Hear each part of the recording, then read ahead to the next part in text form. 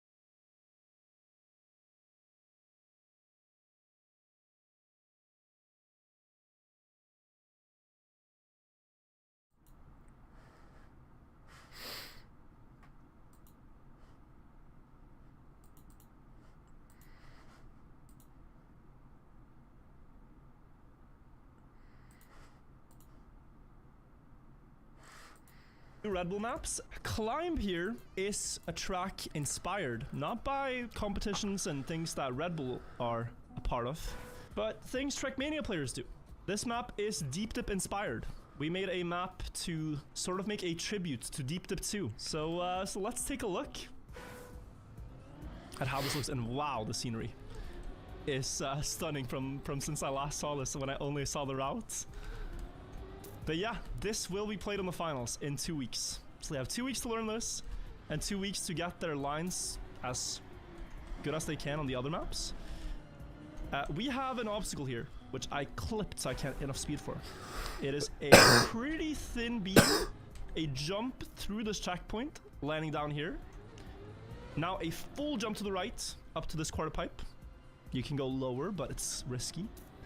Into the water, round here, wall hug, jump up onto the dirt, angle to the right, then around the plastic. And can you imagine some really intense rounds on this, where the players are pushing not just to get points and win rounds, but to win rounds by a big margin. The map then ends with a jump up to this checkpoint, a turnaround. Sorry, this is new to me. I've never seen this. This is added after I tested it. And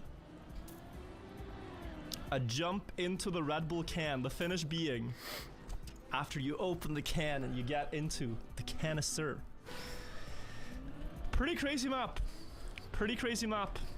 You climb your way around the Red Bull can and you finish by jumping into the can. Someone said Bren map Sag. It is a Bren map, yeah. This would have suited Bren really well. And I think it still suits some of the finalists really well too. Oh, I'm missing. What a map for 5 seconds of HP. Yes, but trust me, you have to be, with Trackmania players, ruthless when it comes to a health bar. Because, like you saw on Circuit, right? We could just as easily have like 20 rounds where the differences are 0.1. 0.1, 0.2. And I think with 2 weeks of practice and such a prize pool, even for maps as difficult as this, I'm struggling quite a lot now, players will train these hard and get so consistent. Insane what they can always do. They can always do consistent runs, no matter what you build, almost. Oh, Jesus. Faceplant. You have to go earlier left. And there's gonna be some tricks here too. Like, there's probably some no slides you can do. Here, you can probably keep a high gear. Jump onto this. Try not to clip the tires. A small drift to get down. And the jump up. Turn around. And ooh, clipping here, not a good idea. And then the cinematic jump. What is this map? Yeah, it's crazy, right? But yeah, I think this is exciting. It's like this micro precision map. So I really like that this map is so different from the rest. No way. It really accentuates the RPG elements of Trackmania, the obstacle map elements of Trackmania. Or it looks like Royal. Yeah, it's like Royal RPG-ish.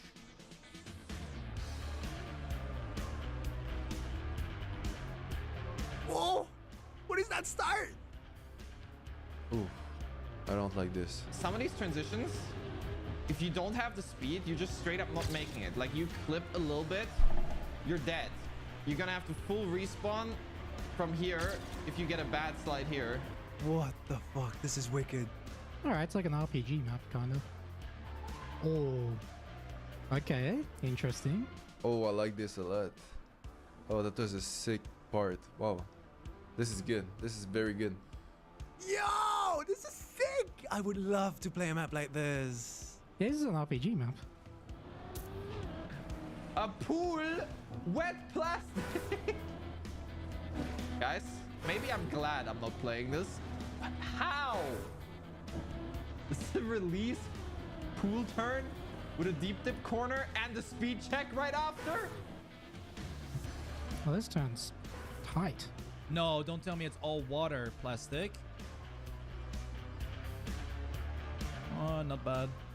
Because you always only have half a block, like of normal block size in precision, right? Because these blocks here are a lot smaller than what you... Yeah. The smallest bit of your car over the edge and you're gone here. This is bad for me. Plastic like this, it's really bad. I'm not precise at all. Ugh. This is terrible for me. Dude, this is crazy. It's low speed plastic. Do you know, this is so difficult. It's so... What? Dude, is this a Lars map or something? Wait, what have they cooked? What is happening? Okay, that was just shiny. I wanted to hit it. I have to go into the Red Bull. I'm stuck. I'm stuck! Oh, and you finish in the cup. You land in the Red Bull can! That's sick! You land in the Red Bull can! Am I like missing a path or something? Is there... Oh, and we go into Sippy Cup. Oh, what an end. Oh, there's a double respawn. I think I have to actually jump up here, right? And the can is the finish. And when I said we should have hard maps, this fits hard maps. This is an interesting style. It's completely different from the other maps we've seen so far in this tournament, I would say.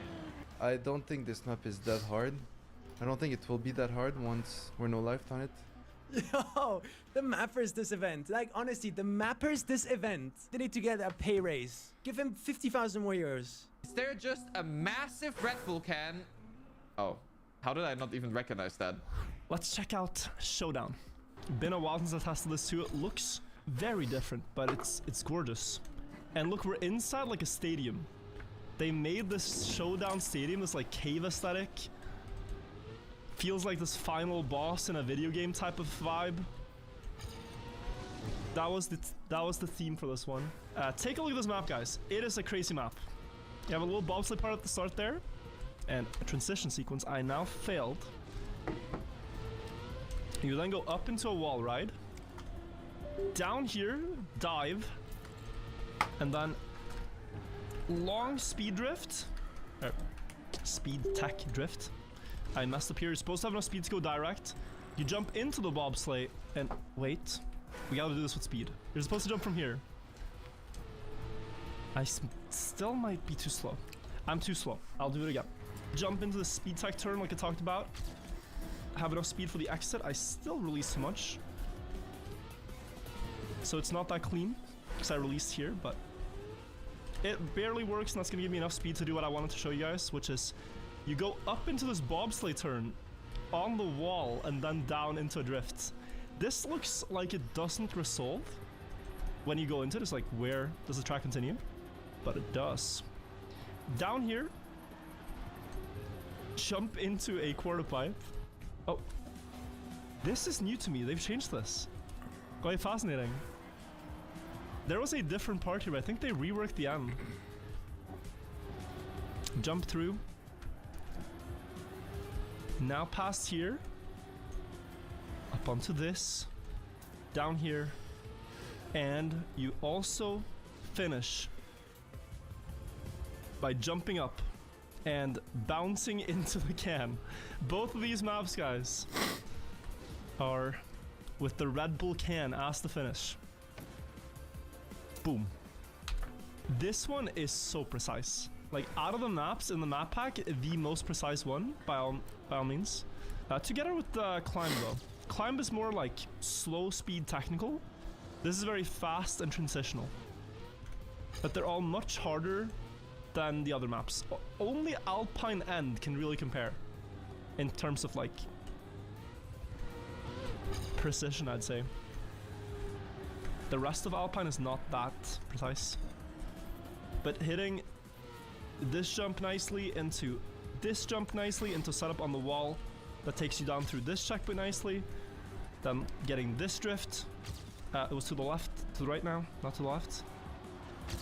Down here, into this wall, and then down here, jump across, and you can jump into a drift here, because it's gonna exit nicely. Slide up the plastic, land on this, perhaps a bit wide so you have more speed, for the ending, where you go up, and bounce into the can. We're gonna get to see players train these maps now for 2 weeks. Some might practice in secret, we might not know their pace, but those that stream it, you should check them out and see how they get along.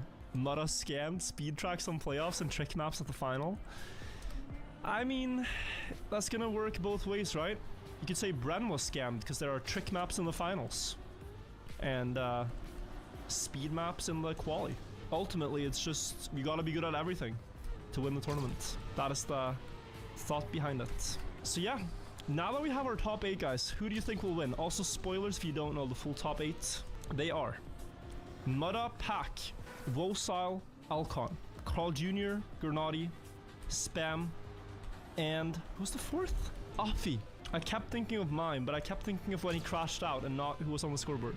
I will say in the previous format, in the knockout with lives format, Carl didn't look that strong. In both matches, didn't look like the favorite. But we know when it just comes to pace, he's very good. And the last format is a lot about pace. It is a lot about pace. This is called Showdown. What is this supposed to be? Faster Showdown as the final map of this Red Bull event. Let's see what this one is. Eaten away. It's... Nope. Carl Jr. is gonna hate this. Oh god. He's gonna hate this so much. We have a Bobber block. We have full speed. Full speed? No, no, no, no, no, no, no, no, no, no, no, no. No, we have enough full speed, bro. Holy shit. I don't think this is a sport, guys. I think this is just a showdown map. This is just a stadium. Stop, stop, stop, full speed, stop, stop. Good, good, good, good, good, good, good, good. That's nice. Oh my god, this is a full classic like competition map. Whoa! This is so good! Ooh. That was kind of cool. I know a British player who will be super good at this map, unfortunately. Oh man. Tom will love this. And I'll hate it because he'll be so good on it. Oh yeah, yeah, yeah, yeah, yeah. What a sick map though, holy shit. Who did this one? Ah, yes. Oh, that's beautiful. What an end. These maps are actually so good. Is there a bumper? No. Don't tell me we're landing in the Red Bull can again. Fuck off. That's so good. What a map! This one goes hard.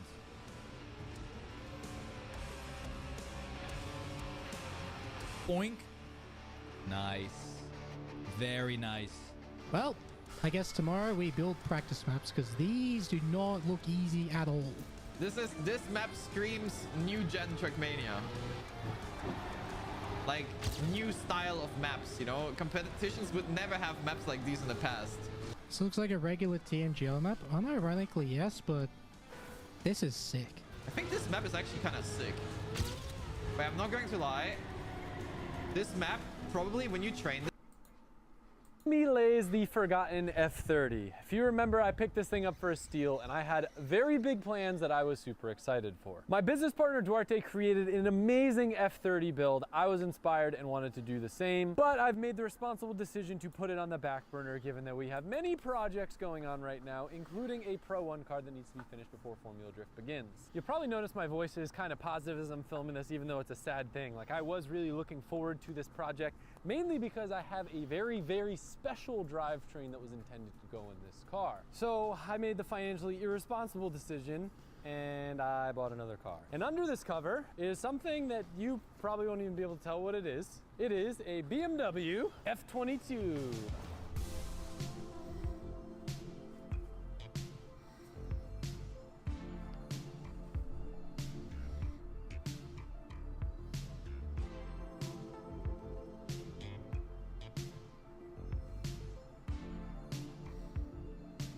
The drivetrain that I had planned for the F30 was beyond sick, and now, thanks to a new partner, I'm able to see the dream through of putting that into a car in the near future. You guys might have heard of them. They're one of the largest cryptocurrency exchanges in the USA, Coinbase.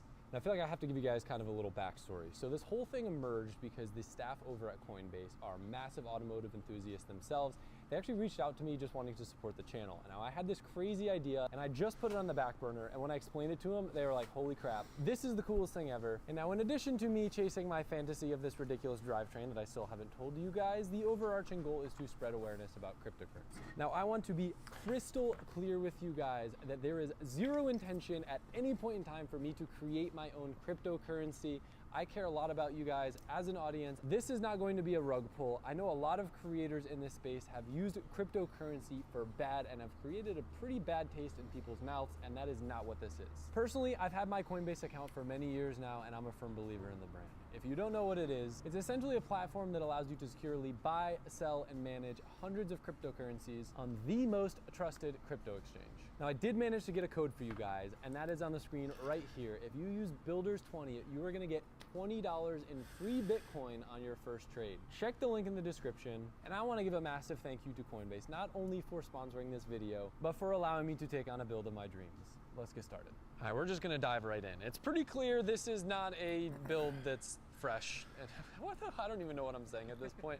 Look, we bought someone else's project, and 9 times out of 10, I always regret it. It's always a bad idea taking on someone else's project, but it usually makes for good YouTube content. And in this scenario, hopefully it will save us time opposed to building a car from scratch. So let's dig in and let's see where our starting point is. Now, I don't even know what an F22 engine bay looks like, so I don't know if there's anything cut out. It looks like we got some plates tacked up. We got some suspension in place. We got WiseFab, some cool headlight brackets. A lot of this stuff is gonna change. Some of it will remain. But moving backwards, this is where it starts to get a little bit better. We got a roll cage. Now, it's not a cage kit, which is my roll cage of choice when we're building stuff. However, it was done pretty dang nice. It's pretty high and tucked up, which is important for me being a tall feller. And it looks like they did weld it to the chassis in as many places as they could. Some of them are with gussets, some of them are actually just straight welded, which is great for strength. And I really do like that it's on the more minimal side. Sometimes people will put these crazy ladder bars back here with like a bajillion X's, and it just adds extra weight. And for what we do in drifting, it's not really necessary.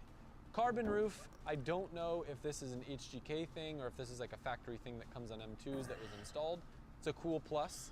The yellow color, we'll talk about it maybe a little bit more later on the build, but I really want to get your guys' opinion, especially once you get a better idea what this car looks like in the end of this video. I don't feel like I want to keep it. It is growing on me a little bit, but I want to see your guys' thoughts. It reminds me of like maybe Signal Yellow. I feel like Signal, yeah, it's like a Porsche Signal Yellow. It's a little mustardy. The problem is it's not the best. There's runs, there's dry spots, there's missed areas on the inside, but the cool thing is the engine bay is done and the full inside is done. So from a time perspective, it does save us some serious time. We got HGK ducting back here, which is very cool. We've got the HGK carbon shroud on the radiator, which you can't even see, the HGK rear crash structure, and a Drift HQ diff.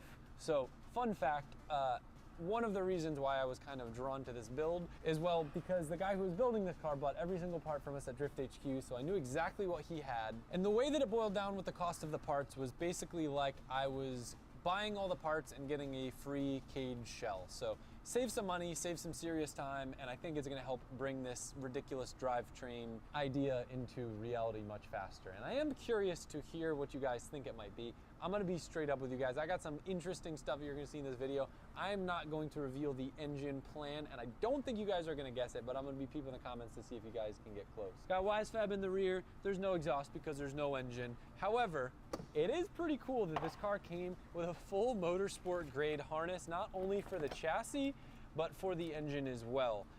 The car was wired for a 2JZ, and that is not what is going in this thing, so we won't be using that. And I do think I'm going to have my buddy Brian Hartsock wire the car. Instead of inheriting wiring gremlins or something that I don't really know, I have no diagram for this. Maybe we can reuse it or repurpose it on another build, but for what is going into this car, I just want to know that I'm not going to have any wiring issues, because that's a real headache. I'm stoked because I was finally able to pull the cover off of this car, which I know some of you guys have spotted in the background, and reveal the big plans, or at least some of them. But it's also a big day because today is the last day that you guys can get entered for a chance to win my yellow Evo 5 and $6,000 cash. As a reminder, you're probably sick of hearing me say this at this point, but every $5 you spend, not only on my clothing brand LZMFG, also on drifthq.com for your car part needs, or simhq.com for your racing sim needs, you're gonna get entered for a chance to take this baby home. Come down to the compound, I'll give you a fun little experience, we'll hang out, we'll get dinner, I'll take you for a drift lap, I'll pet your dog if you bring it, as long as it's cute. I ain't petting no ugly dogs. Wash it first too, don't bring me no dirty dogs. That sounds weird, dude. I don't know if that's a good idea to put in the video. The link's in the description, guys. You know what else to do. Next up is the good part of the video. Okay, bye. We did it once before. We built a carbon Kevlar E36, but we're modern now. We're new. We are crazy. And we've got a whole HGK carbon Kevlar kit. We're building an F22 with carbon Kevlar from HGK. These parts have come from Latvia, from Kristaps Blues, all the way to the LZ compound in Florida, and then they were shipped all the way to California to the customer that was building this car, and then they were shipped on the car all the way back to Florida to come back to my shop, and they're still in amazing shape. So if you aren't familiar with this stuff, it's pretty gangster. This isn't a sales page, this isn't sponsored. I paid for all this because I think it's sick and it's light and it's cool. They make really good stuff. I don't understand how it's as affordable as it is. It does help you that we bring it over in containers versus you having to airship it from Latvia. So, but anyway, look at this, dude. We're talking real deal. This is no fiber, that's bullshit with like carbon fiber and weave on the top. This is like true, real carbon fiber with a carbon Kevlar exterior, which not only makes it light, but very durable, and for drifting, it's very flexible. So usually you would use like a carbon fiber exterior because it holds shape a bit better and it's less wavy, but in the drift world, we crash into things a lot, and it's nice to have the elasticity and the flexibility of carbon Kevlar, and you can make panels incredibly light. So the goal of this video, a modest goal, is to mount every single piece that you see here on this floor, and in the process tell you guys some of the cool things about this chassis. But more or less, I want to see what this car is going to look like with all this shit on it, because I want to get excited. You know, once you can see a build and what it looks like, it's exciting. Looking at this big mustard, oh, you see what I was doing right now? I was going to say mustard turd, but it's just mustard. Imagine I call it the mustard fighter. I hate that, dude. I hate mustard. Oh, we have to spell it like the mustard. That would be, that's honestly insulting. I want to come up with a good name for this car because, like, you know, all the Eurofighter cars have cool names. Like I drove with one of these. There's actually 2 series, the Kebab Fighter over in Drift Masters. What a cool name. Mustard Fighter, not really that cool. That just making me definitely want to ditch the yellow because I know you guys are all going to comment below, it's the Mustard Fighter. But yeah, shut the up, Adam. Let's get these body panels on. Look at that, dude. Carbon Kevlar is a flex. See what I did there? So I feel like I should talk to you guys a little bit about the chassis, right? You know, this is an educational channel, and I like to go into no, get back there, get back there. This is somewhat of an educational channel, and I will say that I was very excited for the long wheelbase of the F30. The F22 is a shorter wheelbase, and I would not have chosen this car if it wasn't for the conditions of me not having time to build the other one. So big picture, I still plan to build the F30. So I want to kind of approach this build not how we normally would. I'm viewing this car as a host for a very special engine. I'm not viewing this car like I am building the most high-end polished race car ever, because there's a very real likelihood that I may go ahead and sell this chassis once I build the other one and just switch the drivetrain over. So I'm gonna take a somewhat minimalistic approach with this, which might be a little bit different than, like, say, the carbon Kevlar BMW we put together where everything was immaculate and perfect. This might be a little bit more rough around the edges, but all the things that will be transferred over to the other car, we're gonna build really, really well. I mean, look, it's still gonna be a carbon Kevlar M2, so it's gonna be really nice, but it's not like we're gonna be cutting the cage out to, like, redo the cage and make it Damn, look at that, dude. Hood pins, already done. That's kind of cool. I guess they're loose. I just want to see what this thing looks like with all the body panels on it so I can evaluate the yellow. The mustard, dude, I can't get that out of my head. I hate that. It's not a sick name, honestly, at all. Shut up, Michael. I'm not really sure what order some of this stuff goes on, but that looks about right, maybe. Something like that. Yeah, I think I know what I'm doing somewhat. Weight-wise, I think that the weight of both builds would have been pretty similar. I just think the driving characteristics of the 2-door versus 4-door are going to be different. But interestingly enough, I think the wheelbase on this car is only a ½ inch shorter than an E36. So it's actually pretty close to the chassis that I'm used to driving. The big difference is compared to an E36, we don't have that fun trailing arm that gives all the characteristics that I love about the chassis. We've got some crazy multi-link suspension system in the back that Chelsea DeNofa swears he hates, which is almost identical to the setup on the Supra and the F30. So it's not like we would have gotten around that, but we can start to investigate and see what types of modifications and things we can do to get the suspension to act the way we want it to behave.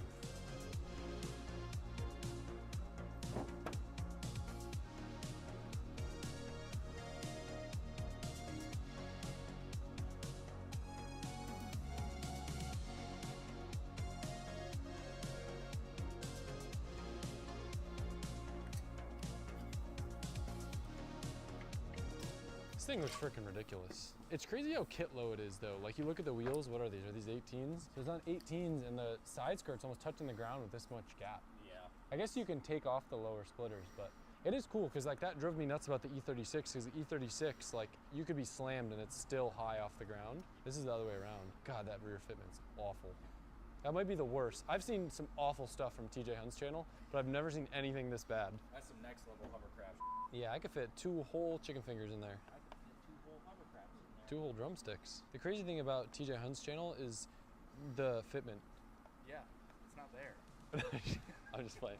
We love TJ. Okay, we just got to put the rear bumper on and then I think we're good to go. Judy got a big old booty going on back here. That thing look crazy up on y'all. Look at that thing. Okay, I see why there was tape in the center now. Well, that hardware, you got it? You got a nut or no? I don't in my pocket. You might fall. Hopefully don't. I don't got no nuts. What are these big nuts? Well, these are just up top. This is pretty cool. I haven't gotten to see it all put together yet. That back fitment is bad. We're gonna try to put some different wheels on it just because I really want it to have the full look, you know? But here's the final exterior body piece. Look at that. Damn. Yeah, it's kind of insane. Like we are not body experts at all. Not body building, not body fitment, not body clearancing, not anything related to body or any of that. I didn't try fitting the dash. So it's got, of course, HGK interior parts as well. It looks like it was fitted at one point based on the holes. It's kind of crazy if I can just fit it through the window like this, but usually that's not how it works. There's no holes that line up with anything. Yeah, I see the holes that it's supposed to line up. We'll pretend that's a dash. I think it had an aftermarket column in it. These are sick. This is what I have in the A90 Supra. I think it's a universal column piece, but it just happens to work in like almost all the BMWs. I think there's a firewall done for this car too. Yeah. Is it in the wrapper? Yeah. Oh, and it's already paint matched yellow. We're not gonna put that in because it's kind of getting late. As you can see, there's many other things that we'll get to have the luxury of assembling, like my yellow firewall against my yellow cage on the Mustard. And this guy goes something like this.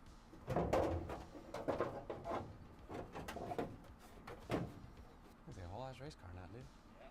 So I will say, even though it's not a cage kits, the way that those door bars are made is literally perfect to the door card. I like the cage a little bit more now. I'm spoiled just because I've had the most beautifully like TIG welded cages in pretty much all my cars in the past couple of years. But again, clearance and tightness is everything, and this cage is very tight. It's welded in the right places. It is welded fully around the top of the car. I've seen that not done many times before. Yep. So yeah, that's cool. And it's FD legal, which is very important. If you build a car like this and you do things that aren't FD legal, it's a bad idea because then no one can ever really use the car.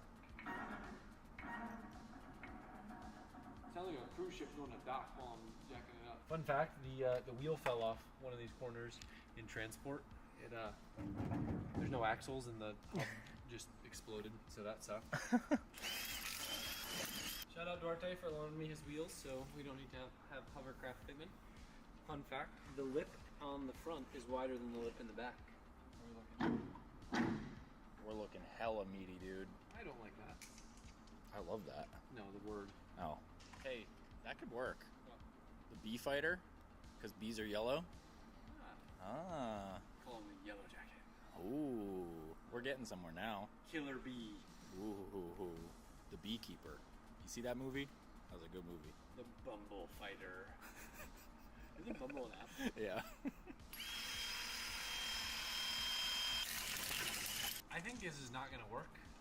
It's gonna poke like insane. Dude, hell. People are gonna make fun of me if I post that on the internet. I think the staff one might need to go back on. What do you mean? Drift spec, dude.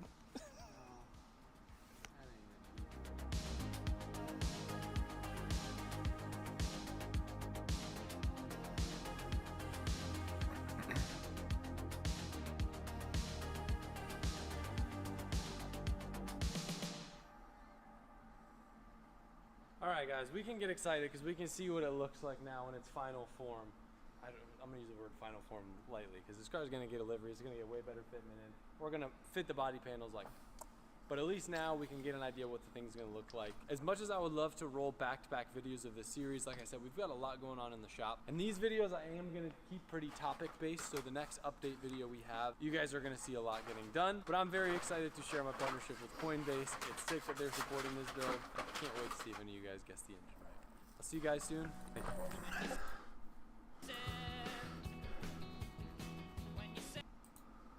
This is Little Boy, the atomic bomb that devastated Hiroshima. This is the H-bomb Castle Bravo, the most powerful nuclear weapon the United States has ever detonated. And this is RDS-220, also known as Tsar Bomba, the emperor of all bombs. It was built in the Soviet Union, and here it was called Big Ivan. Russia recently declassified secret footage of its 1961 detonation. Одна, ноль.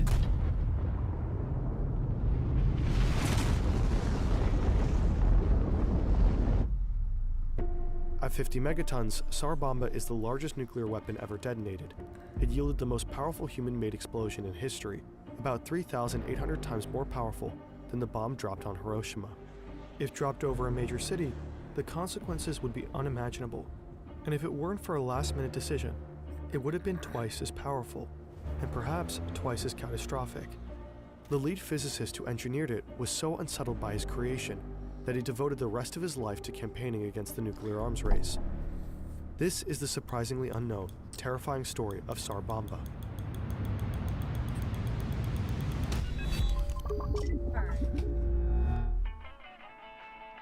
It's the end of the 50s. The Soviets and the Americans are neck and neck in the nuclear arms race, but the Americans are winning, and Nikita Khrushchev, leader of the Soviet Union, knows it. Tensions between the two superpowers have cooled down a bit in recent years. Khrushchev and US President Eisenhower have recently met, and both expressed a desire for more harmony. In 1958, they both agreed to a voluntary test ban moratorium on nuclear weapons. Worldwide, many are hopeful that a peaceful coexistence is on the horizon. In May of 1960, the Soviet Union and the United States are scheduled to meet in Paris for a summit. One of the main points on the agenda is disarmament. They hope to formalize a test ban treaty of nuclear weapons. Both leaders, and the world at large, are well aware of how existentially dangerous nuclear warfare is. But just a few days before the summit, it all goes south. Tensions bubble to a rolling boil when an American spy plane is shot down from deep within Soviet territory. The Americans claim that it was just a weather plane that's been blown off course, but the Soviets are able to present evidence that the plane was indeed used for espionage. The captured pilot admits he works for the CIA. The Americans' lie turns into a PR disaster for the Eisenhower administration. Khrushchev opens the Paris summit with an enraged rebuke of the United States. He demands an apology from Eisenhower. The US president refuses, and Khrushchev storms out. No treaty is signed. Khrushchev thinks he needs to show the world how tough and formidable the Soviet Union is. He's famously prickly, impulsive, and aggressive. A few years ago, he told Western powers, "History is on our side. We will bury you." Now is the time to put his money where his mouth is. Because of the temporary ban on testing, innovation efforts on both sides of the arms race have slowed. They're both focused on steadily growing their supply, building more bombs instead of developing new tech. Not all breakthroughs have to be destructive. Sometimes technology is being developed to help us, like Udu's all-in-one platform, giving you everything you need to manage your own business. First is their new president. Khrushchev has no respect for him. He sees him as young, inexperienced, and weak. This might be the perfect moment to show the world what the Soviet Union is capable of. So he summons scientists from Artemis-16, the Soviet Los Alamos, to the Kremlin. He tells them it's time to break the test ban moratorium and start testing nukes again. One of these scientists is Andrei Sakharov. He's a star physicist for the Soviet effort. He led the creation of a staged thermonuclear weapon, independently of any intelligence gathered from the Americans. He's called the father of the Soviet hydrogen bomb. But Sakharov has become uneasy with his role in the arms race. He's found that even testing the weapons is catastrophically lethal, even if no human is within the blast radius. He has calculated that for every megaton of nuclear weapons detonated, there would be over 6,600 premature deaths worldwide due to the cancers and genetic abnormalities produced by the radioactivity. Even if these deaths occur very gradually, over thousands of years, his conscience still can't take it. So he tells Khrushchev that it's unnecessary to test anymore. Isn't it enough to have built the bombs and only use them in an absolute last resort scenario? They already know their tech is good. Khrushchev is furious. Sakharov, don't try to tell us what to do or how to behave. We understand politics. I'd be a jellyfish and not chairman of the Council of Ministers if I listened to people like Sakharov. Khrushchev demands that the scientists make suggestions. What kind of bombs should they develop? There's not a lot of new ideas ready to be tested due to the recent focus on stockpiling over innovating. So someone simply suggests going bigger. Why not 100 megatons? Khrushchev loves the idea and latches onto it. 100 megatons is an absurdly high number. Up until that point, the most powerful bomb ever detonated was Castle Bravo, a 15 megaton bomb the Americans tested in 1954. The total blast power expended in all of World War II is 3 megatons, and that includes the bombs dropped on Hiroshima and Nagasaki. Previous plans to test bombs in this megaton range had been halted because the effects of such a large weapon were unknowable. Scientists weren't able to reliably predict meteorological conditions at the time, which would affect the severity of the radioactive fallout and how far the particles could travel. For all they know, such an enormous blast could engulf Moscow in a cloud of poisonous radiation. What could even be gained from testing 100 megatons? For Khrushchev, it's obvious. The Soviet Union would assert its dominance. Let the 100 megaton bomb hang over the capitalists like a sword of Damocles. And so the race to build the biggest, deadliest bomb the world will ever see is underway. Sakharov is still uneasy about the risks of testing nuclear weapons, but he's the best of the best, so he ends up leading the team of physicists. He hopes that this, at least, will be the last atmospheric test ever required. Maybe from this one absurdly big blast, the Soviet Union would learn what they need to know and move on. That, unfortunately, would not be the case. The project's timeline is grueling. Khrushchev insists that from initial conception to detonation, the scientists get exactly 16 weeks. So Sakharov's team is building while still designing. In just 4 months, they whip out a design for an entirely untested yield range. They build the bomb, they construct the fissionable and fusionable materials into the correct shapes, and formulate a plan for an allegedly safe test. They hope for the best. The team is forced to skip crucial parts of the design process. There isn't even time for mathematical analysis. Instead, they're working with approximations. Doubts start to creep in. Will it even work? And how dangerous is this really? Either way, they're about to find out. In October 1961, Khrushchev formally announces to the world that the Soviets are retreating from the test ban agreement. He cites US aggression as the reason. He hints his scientists are developing bombs in the megaton range. Now that the world knows what Sakharov's team is up to, the pressure is on for the physicists to deliver a viable weapon. Otherwise, the whole point, propaganda value, will be lost. The world reacts with fear, outrage, and protest. In response, the Americans abandon the test ban moratorium as well. and start vigorously testing nukes again themselves. The Kennedy administration denounces the Tsar Bomba as pointless terrorism, nothing but a propaganda weapon. But recently declassified documents indicate that Kennedy's administration considered emulating it, all while denouncing it publicly. The UN appealed to the Soviets to cancel the plan, but Khrushchev pushes forward. At the end of October, Tsar Bomba is ready. It is in and of itself enormous. A weapon with 100 megaton explosive power needs a lot of uranium and fission fuel, so Big Ivan is roughly the size of a school bus, 8 meters long and weighs 25 tons. The bomb is so bulky that it needs its own specially modified plane to deliver the payload. It doesn't really make sense to make bombs this big. It's just not strategic. If actually used in battle, Tsar Bomba would be easy to spot lumbering through the sky and could be quickly shot down. And it's too bulky to deliver via missile. In the decades since Tsar Bomba, the nuclear weapon states have focused on developing smaller warheads. These are far easier to deploy. The largest nuclear weapon in the US arsenal today is about 40 times less powerful than Tsar Bomba. Even in 1961, it was generally understood that bigger isn't necessarily better. That's because explosive power doesn't correspond one-to-one with blast damage. Explosions scale at the cubic root, not linearly. So while a 100 megaton bomb indeed releases 10 times more energy than a 10 megaton bomb, it will only damage about twice as much area. American newspapers at the time characterized Khrushchev's experiments as not only horrifying, but idiotic, pointing out that if 5 weapons at 5 megatons each are detonated, they will cause damage to far more area than a 150 megaton super bomb. And these smaller bombs are far easier to deliver. But actual use is not the point of Tsar Bomba. It wasn't built for war. It was built for glory.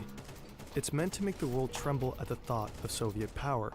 It's a city destroyer, to be used only as an absolute last resort. The blast damage radius could be roughly calculated. The remote Arctic island, Novaya Zemlya, is chosen as a test site. It's one of the main nuclear test sites of the Soviet Union because they figure it's far enough away to not bother any humans. But radioactive fallout is more difficult to predict. It can vary considerably with weather conditions and weapon design. Scientists have been surprised before. The 1954 Castle Bravo test produced far more radioactivity than anticipated, requiring evacuation of the islands downwind from the test site. What is known at the time is that thermal radiation scales better than blast damage in relation to explosive power, meaning a bigger blast generally means more radiation. Sakharov can't stop thinking about all the lives it will take. He's taking great care to make the Tsar Bomba as clean as can be. It's designed to minimize the release of radioactive fallout as much as possible. But still, even a relatively clean nuke like Tsar Bomba isn't safe. According to his calculations, the test of one clean 100 megaton weapon will release enough radiation that, over time, will cause 660,000 premature deaths. Deaths he would be partially responsible for. So he makes one last-minute, drastic change in design. Right before the weapon test, he suggests using an inert substance like lead instead of uranium-238. This will cut the blast yield down from 100 to 50 megatons. Khrushchev agrees. He's facing a lot of backlash, so scaling back might be politically smart. As long as the triggering device works and the bomb goes off, the world will still know Tsar Bomba is capable of detonating 100 megatons if the Soviets ever feel they need to in the future, just in case they ever need to take out New York City or Los Angeles all in one go.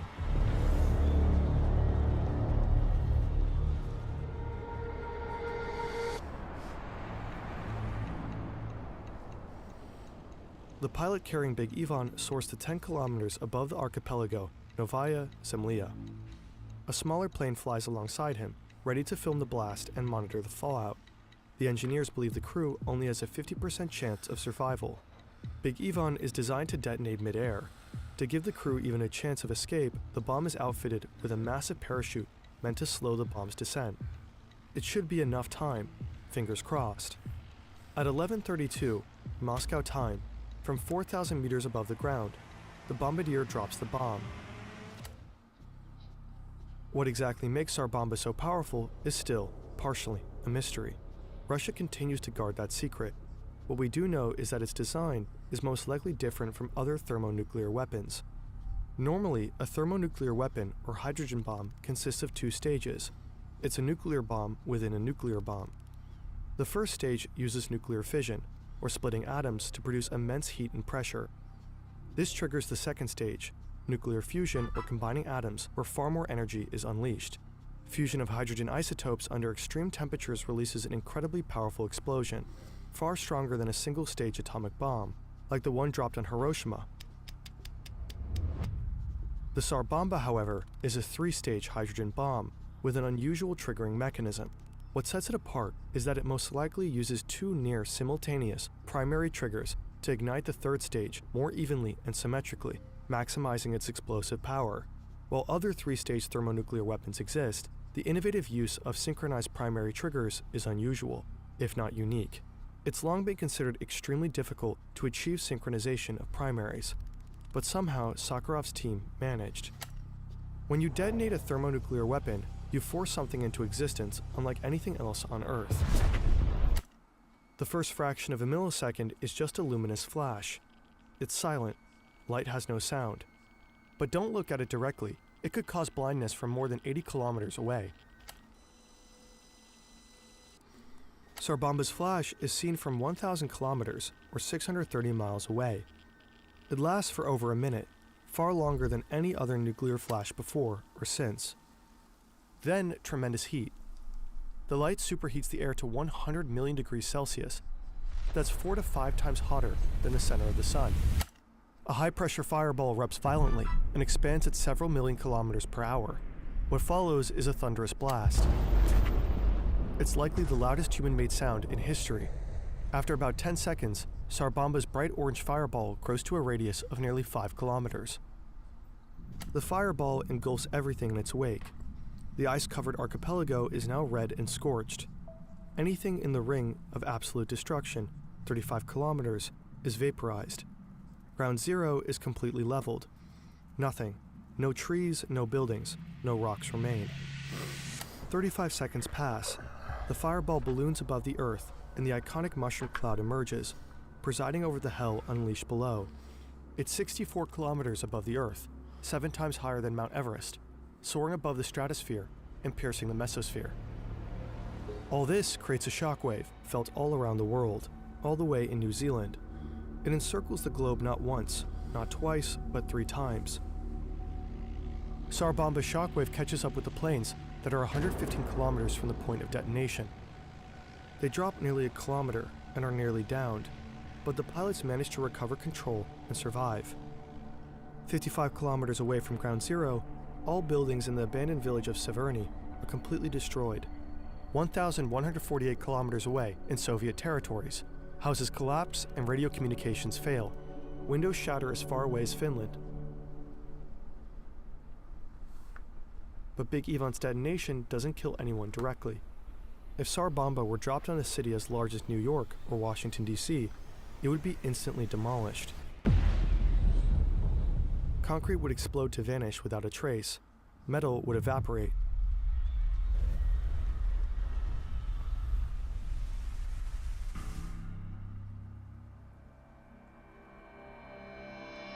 Tsar Bomba's fireball never made contact with the ground, and so its radioactive fallout was relatively small compared with its yield.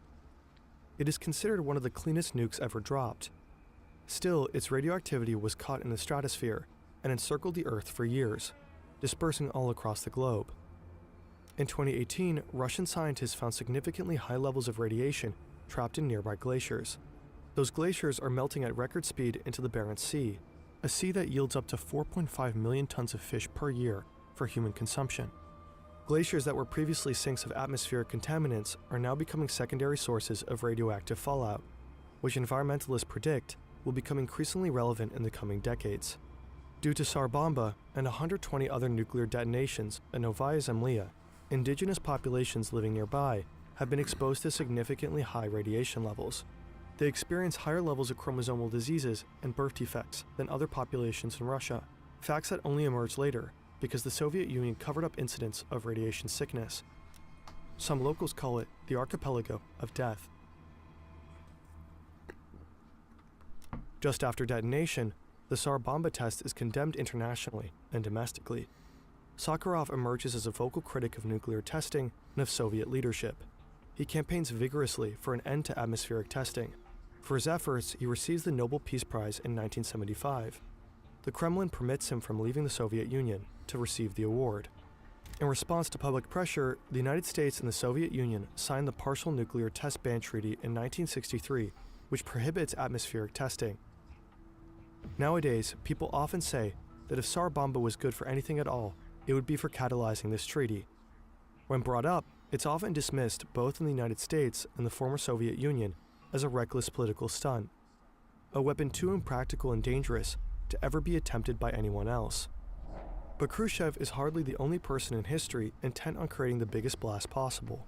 Recently declassified files from the United States indicate that plans had been underway to build much, much bigger bombs. In the 1950s, Edward Teller, father of the US hydrogen bomb, was obsessed with creating the biggest bang possible. He and his team were working on two secret projects called Gnomon and Sundial. Gnomon would be a 1,000 megaton bomb to set off Sundial, a 10,000 megaton bomb. That's 10 billion tons of TNT, 670,000 times the power of Little Boy dropped on Hiroshima. At least enough to burn all of France, and perhaps much worse still. Nothing close to that scale has been tested, and we don't know if the traditional laws will apply at that level. When Teller first proposed Sundial at a secret meeting in Los Alamos, most of the scientists present expressed horror.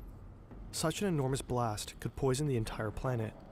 Unbothered, Teller and his team continued to build Gnomon, and even planned to test it. And when the US military learned about the project, there was considerable enthusiasm for realizing Sundial.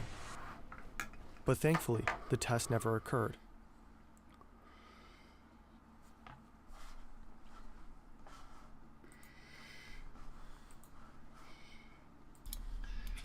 Okay. That's pretty dang crusty. Crap. Well, does it poke?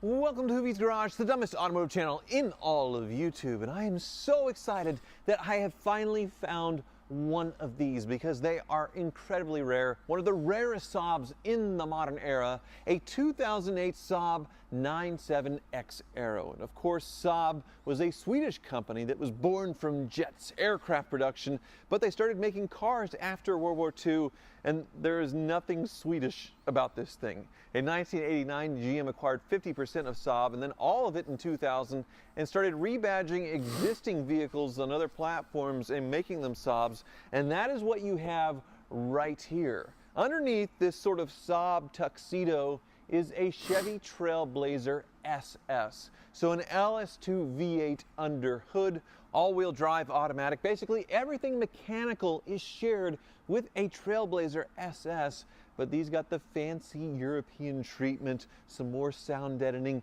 and yeah, nobody in the Saab world wanted these things. They were $10,000 more than a Trailblazer SS. So even Trailblazer SS people were like, no, I'm buying the Chevy. So these were an abysmal failure. They only sold 500 in 2008 and about 100 in 2009. And then GM went bankrupt. Saab sold to another company and they completely failed. By 2011, Saab was no more. So what we have here is an end of an era, an end of a brand, a really weird, funky, strange, and kind of cool end of a brand, if you ask me. Before YouTube completely took over my life in the best way possible, with my Hoopty fleet, my main job involved opening up burger joints all over the Midwest. And the number one challenge, the most time consuming by far, was finding the right management team with the skills and experience necessary to operate those stores. I used ZipRecruiter, the sponsor of today's video, to find great candidates.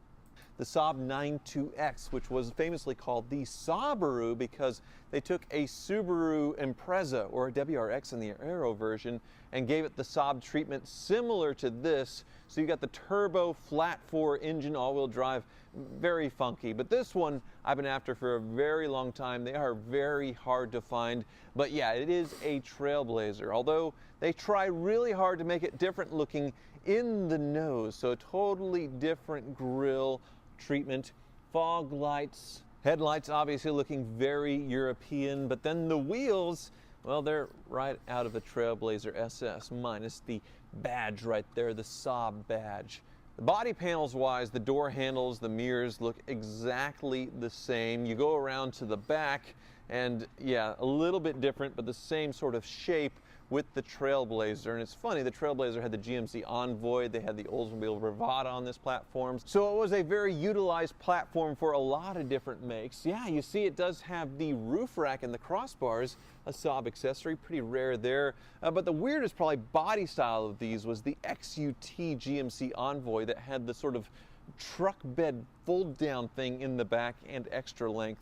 Really weird on those, but they also made Envoy Denali's, the fancy Oldsmobile, but this by far was the most expensive version of this platform. Almost $50,000 when new, and when you go inside, well, they did try to make it a lot more luxurious than a Trailblazer. A lot of differences in here. Starting with more sound insulation, better sound deadening.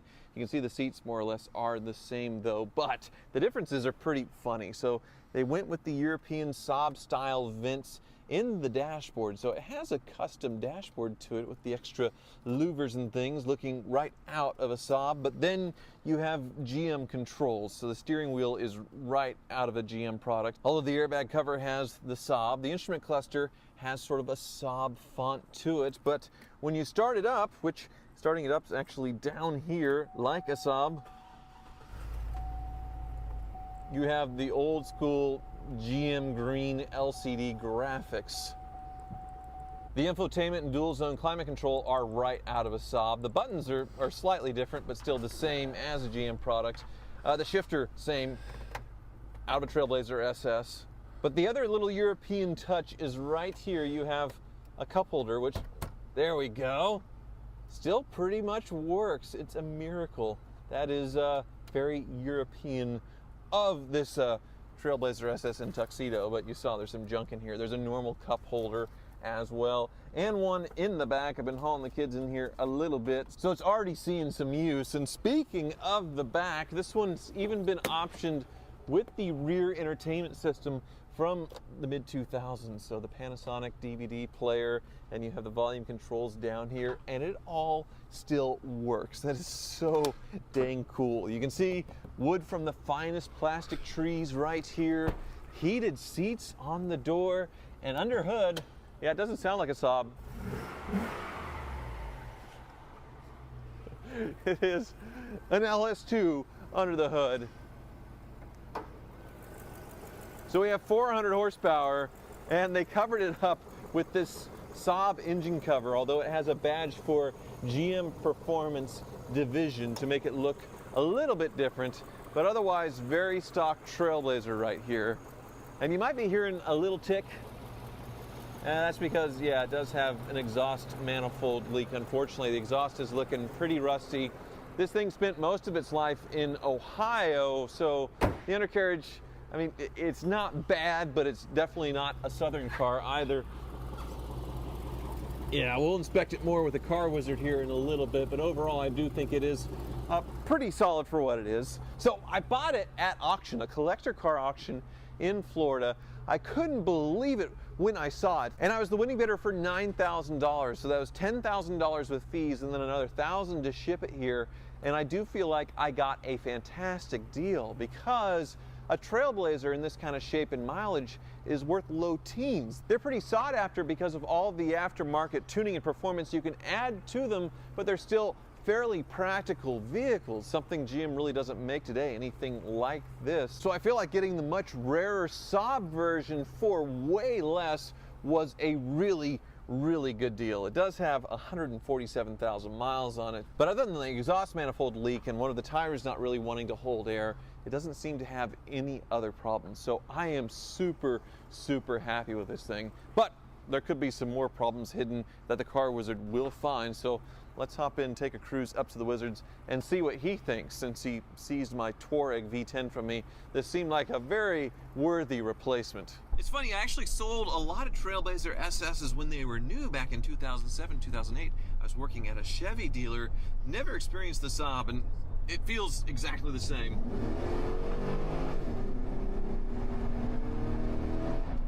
Pretty good power, 400 horsepower out of these things, thanks to the LS2 under the hood. But you can find a lot more horsepower with a little bit of bolt-ons and some tuning which I would love to do, assuming it's not that broken. But I really don't think the Car Wizard is going to find very much, because it does ride really nice, tracks super straight, everything seems to be working, no warning lights, heated seats, climate control, all of it's working perfectly. So nice to have something American and simple and reliable, but yeah, the European touches do feel a little bit schmancy. Really, it's just a goofy thing, though. At $50,000 in 2007, of course nobody bought these. You could get a Trailblazer SS in the mid to upper 30s, so why would you do this? Of course, GM was making absolutely terrible decisions back then, which led to their bankruptcy and selling Saab, and they tried reviving the brand one more time with a redesigned 9.5 that looked really cool, but it was too late. Saab was gone. We still have the Volvos for the Swedish cars, but even they're owned by Tata Motors in India and not really what they used to be. I cannot believe they did this back in the day, and it's... Go, go, go! That's really good stock, but you probably could hear that little exhaust leak. Sounds like it's on the right side, and that could definitely be a thing if the exhaust is all rusted and the bolts all break off and stuff, but I am optimistic because, yeah, everything... Absolutely everything is working. Cruise control, let's see. Yep. Everything's working. Wizard! Oh, he's already tearing apart the V10 Touareg. What are we doing, Wizard? Wizard. Oh, wow. All this gunk off of this pipe here. That is a crooked pipe you have there. Yeah, it is. So you're already tearing apart the V10 Touareg, which I let you seize from me. Yes, it's been seized. Since I wasn't paying my bills. Yeah. Are you regretting your decision as you tear this thing apart? I kind of am. Not so much. I mean, I knew that they were hard to work on, but finding parts, I was just kind of looking. Daniel started to try to take this apart so we could do the EGR clean out. Yeah. And finding some of these parts, I called around, and they're just not there. They're gone. Oh, so it was the intake. Oh my goodness. Holy smokes. Look at all the EGR. That's all that nasty soot exhaust going back into the engine, and it builds up, and it just ruins modern diesels. It does. It's all for emissions. What a shame, but it's kind of cool to see the big 10-cylinder, but wasn't there a thing with these valve covers, like you couldn't reuse them or something? Yeah, the old gaskets. Here's the actual valve cover over here. If you buy them in America, you have to buy the entire valve cover. They're like $600 or $800 a piece. You have to get the metal and everything, not the gasket. Yeah. And the gas, which is torn off now, but it's actually molded around these holes, and it's non-removable, non-replaceable. But in the European market, there's the VW Transporter that has an inline 5-cylinder that uses identical valve cover. Huh. I ordered the gaskets for it, and it fits? It fits. It's like split, where it fits over these holes. Whoa. And it works perfect. Very cool. And there's one throttle body that is, disgusting. Look at that one. Oh my God. Let me pick this up for you. That is... I didn't even know it was that bad. God, that is gross. Well, so I dodged your grenade here. Thank you for diving on it for me. Yeah, I'm taking all the shrapnel here. I've replaced it with something sort of sporty and fun too. A Saab 97X Aero. So a Saab story. Well, it's a Saab. It's European, but if you look at it, it's a rebadged Trailblazer. I was thinking it has the profile of a Trailblazer. Yep. So in the few years that GM owned Saab, they did terrible with it, and they thought that they could make this, and Saab customers would pay 50 grand for this, when a Trailblazer SS, which is what it is basically, was over 10 grand less. Wow. So yes, it does have, well, it's not really an LS swap, but it is an LS under the hood.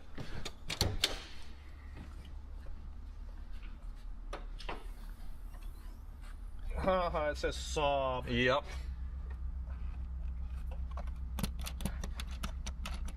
They put a fancy European cover on it, but that's an LS2 all day long. Yep.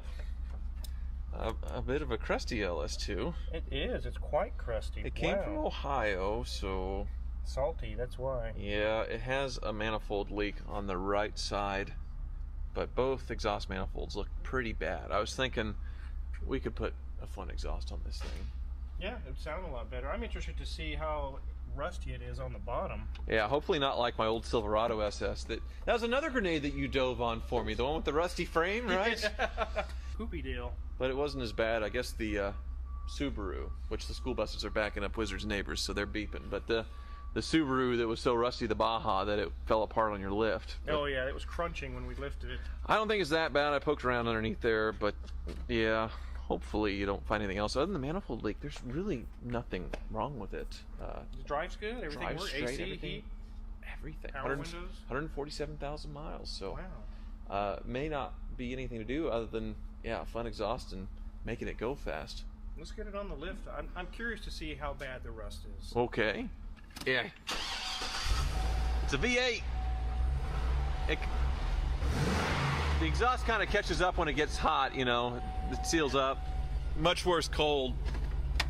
I'm taking up all your bin packs with my former hoopties and current hoopties. Jeez. Alright.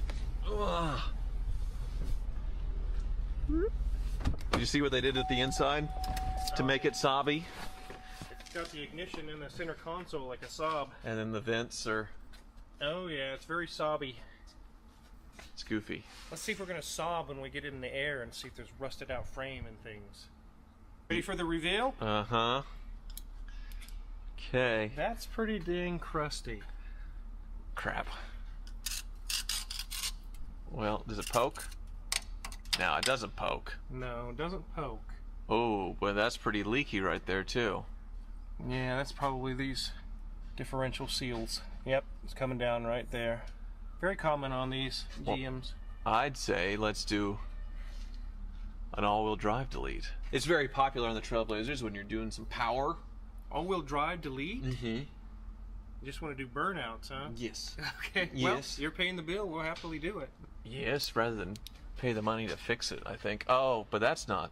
What's that? It could be the cooler adapter. Let me see. It's kind of hard to see with the differential in the way, but right over here by the oil filter there can be a leak. Let me see if I can... So here's the oil filter here. They've relocated it to the actual oil pan there. Alright. So there it is. On the side, they've got it plugged with actual plugs. So it could be an oil pan or a rear main seal. Let's pop this little cover off and see. Okay.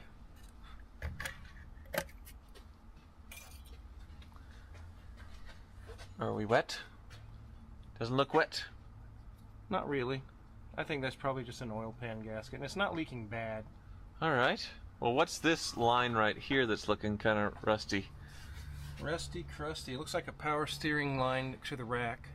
I'm not going to push on it. Okay, and then that Those are one's... transmission cooler lines. Okay. Man, they're pretty crusty. Oh. Let me check your... From the backs. Oh. Oh, it's delaminating even. Oh, man. Yeah? I still think it's safe. I just don't... I think whatever lifespan this vehicle had has been diminished because of all the rust. Right. These braces here. The braces for the radiator? That's just for framework. For the frame, yeah. Losing their finish. Mm-hmm. Here's the cooler lines that come back through, and they're pretty crusty. I was going to check your brake lines. Oh, that's good. Yeah, because I had that Hummer H2, similar era. That was from, I think, the same state that had a brake line failure as I was coming into the neighborhood. Let me see if I can see. So they look like they're coated in like a rubber or plastic coating. So they're safe? They look safe. Let's check your ABS module here. Yeah, all the lines are coated in like a coating. So that's good. That's great. Okay. Saved your tail end there. Yeah. Transfer case is... Oh, that's weird. Existing. Oh. Huh. You're going to do an exhaust on here anyway, probably, huh? Yep. That's about to come apart. Okay. But it doesn't matter if we're replacing it. This is all got a surface crust on it, but nothing serious. The fuel lines are here. That's kind of rusty. That's kind of sketchy there. Well, you poking them. They poked okay. Plastic fuel tank, but it's mounted with metal. Yeah. Oh my goodness. What? It's still holding. Oh man. It's fine. It's fine. It's fine. That's interesting. It's not been compromised. But Yeah. it's rusty. I think you caught this one and brought it to Kansas just in the nick of time. Right. It's nothing. I mean, it's definitely ugly. Yeah. But it's not structurally compromised. No, I don't think it is. I think it's probably fine. I've seen cars way worse than this on the road still driving fine. Yeah, the thing about it is if I keep it all-wheel drive, then I could use it in the winter and not feel too guilty since it's already kind of rusty. So my initial thought would be to build it into some crazy performing, oh jeez, look at the spare. Oh my goodness. I wouldn't trust that thing. Oh no. But if I keep it all-wheel drive, what, is there something nesting in there? Yeah, a mouse nest. Yuck. Okay. It's had new shocks put on. Yeah, I see that. So what do you think as far as fixing the front diff? And I guess you're going to get access to the oil pan by Yeah, we'll fixing take that, all right? that down, and we'll have access at that point just to do the. We'll just do the oil pan gasket. And fix the all-wheel drive? And then this is a fun winter beater, and it can have a good exhaust, you know, a Yeah. plug-and-play tune. Does the all-wheel drive need fixed? or- No, it works just fine. Okay. But it's leaking, right? Here? Oh yeah, the differential's leaking. Mm-hmm. Yeah, we'll fix that in your oil pan gasket, and I think some exhaust, and I would just use it as a winter beater. That's what Yeah. I would do, but you can do whatever you want. Right. So how much you think? Mm, You done a few of these? yeah. 3 to 4 grand with the exhaust, the oil pan, everything involved. Maybe less. Okay, we better do it. I got it really cheap. I got it for $9 grand, which a Oh. Trailblazer SS is, even with this kind of mileage, would be 12, 13, 15 sometimes. It's easily got 100 more thousand miles. Yeah, I think I did okay. Consider. But Is you know, this it here? Yeah. Okay. You have a digital dash. Yeah, very fancy digital dash, an old Frank Sinatra here. And the correct fuel sender would have 3 wires going to it. And I contacted Parts Geek and Rock Auto, all kinds of different places. When I mentioned it was a Frank Sinatra edition, they laughed. They're like, yeah, there's no parts for that thing, man. Wonderful. So if you guys out there have a fuel sender for our Frank Sinatra Chrysler Imperial, we'd be happy to buy it from you. Yeah, or an idea for a fix, I Yeah. suppose. I don't know. It'd be nice to have a gauge, even like just a tacked on one, just to know how much fuel you got, because obviously this thing's going to drink it with that 318 that now has a 60s carburetor on it. So That's totally an option. If we don't have any luck with people out there, I can put just a fuel gauge on it for you. That'd be easy. nice. Okay. But the stalling and all that's fixed. It runs great now. Okay. Well, in the Evo, it looks like, well, you got the front diff here. This is the transfer case. This is the differential, and also it sends the power to the rear. On your old one, this is the hydraulic line that goes to it. It hydraulically does kind of a clutch inside of here to do the rear. Because I got a pump from J&J Auto Wrecking, Yeah. and the pump worked, It but works great. this was a problem. Yeah, on the old one, when it would go to apply inside of here, it would just fill this up with hydraulic fluid. It shouldn't be hydraulic fluid, just gear oil in here. How much was this thing? $1,400 with shipping. But I don't have to pay that, right? You don't, because That's part of the Touareg deal. yes. Okay. So All right. after we get this done, then your car is golden. It's ready to go. Replacement Wheels and shocks. tires. Daniel-san, you pretending this is a Ferrari and having fun? I don't know. I like working on this thing. It's I don't have to pretend on this one. It's cool. It's going to be sitting a lot higher, more stock, so I need to Mhm. find wheels for it since we're replacing all the suspension. And that's what's coming from J&J Auto Wrecking soon, also the suspension on the Hellcat, so we can wrap that up mechanically. But I see my truck's on the ground, huh? Yes, it's done. Okay. Danielson got that one finished up. You got your hood latch fixed and a new battery and an oil change. Yeah, the hood was stuck up. It wouldn't latch, and then it was due for a service, and yeah, the battery was stone dead flat on it. So I guess I can take this one home. Yeah. I can leave you these. Sob. And I'll boogie, huh? Well, I have a bill on this one. Really? Yes. Oh, okay. Well, it shouldn't be very big. No. All right, a battery and oil change on an F-150 from 2000 is like maybe 150, 200 bucks, right? $499? Well, the battery itself is almost 200 bucks. Batteries are so expensive nowadays. And then, yeah, the hood latch, $90, very reasonable. Oil change. Oil changes are more expensive nowadays. Yes. Just the synthetic oil, everything's doubled. It has. Even on a simple, an old Ford, you know, if it's... Even your tag light bulb is doubled. Hold on. $297 for the tag light? I did not authorize that repair. Well, you told us to service it. I did not authorize that. It's only $3. This is a negative review on Google and Trustpilot and everywhere else. Take it off. Put the old one back. Okay. Yeah. Well, I should probably make sure everything's on a battery tender from now on, because as expensive as batteries are, it's it's getting rough during the winter, letting all the batteries go. Because 5 years ago, they'd all sit without tenders, and I'd lose half the batteries. And $100 for a battery, okay. I can remember when batteries were 50 or 60 bucks. Right. Okay. Well, appreciate it, Wizard. I'll leave the Trailblazer with you, or it's a Saab. I can remember it's a Saab. And take the Ford home. Yeah. All right.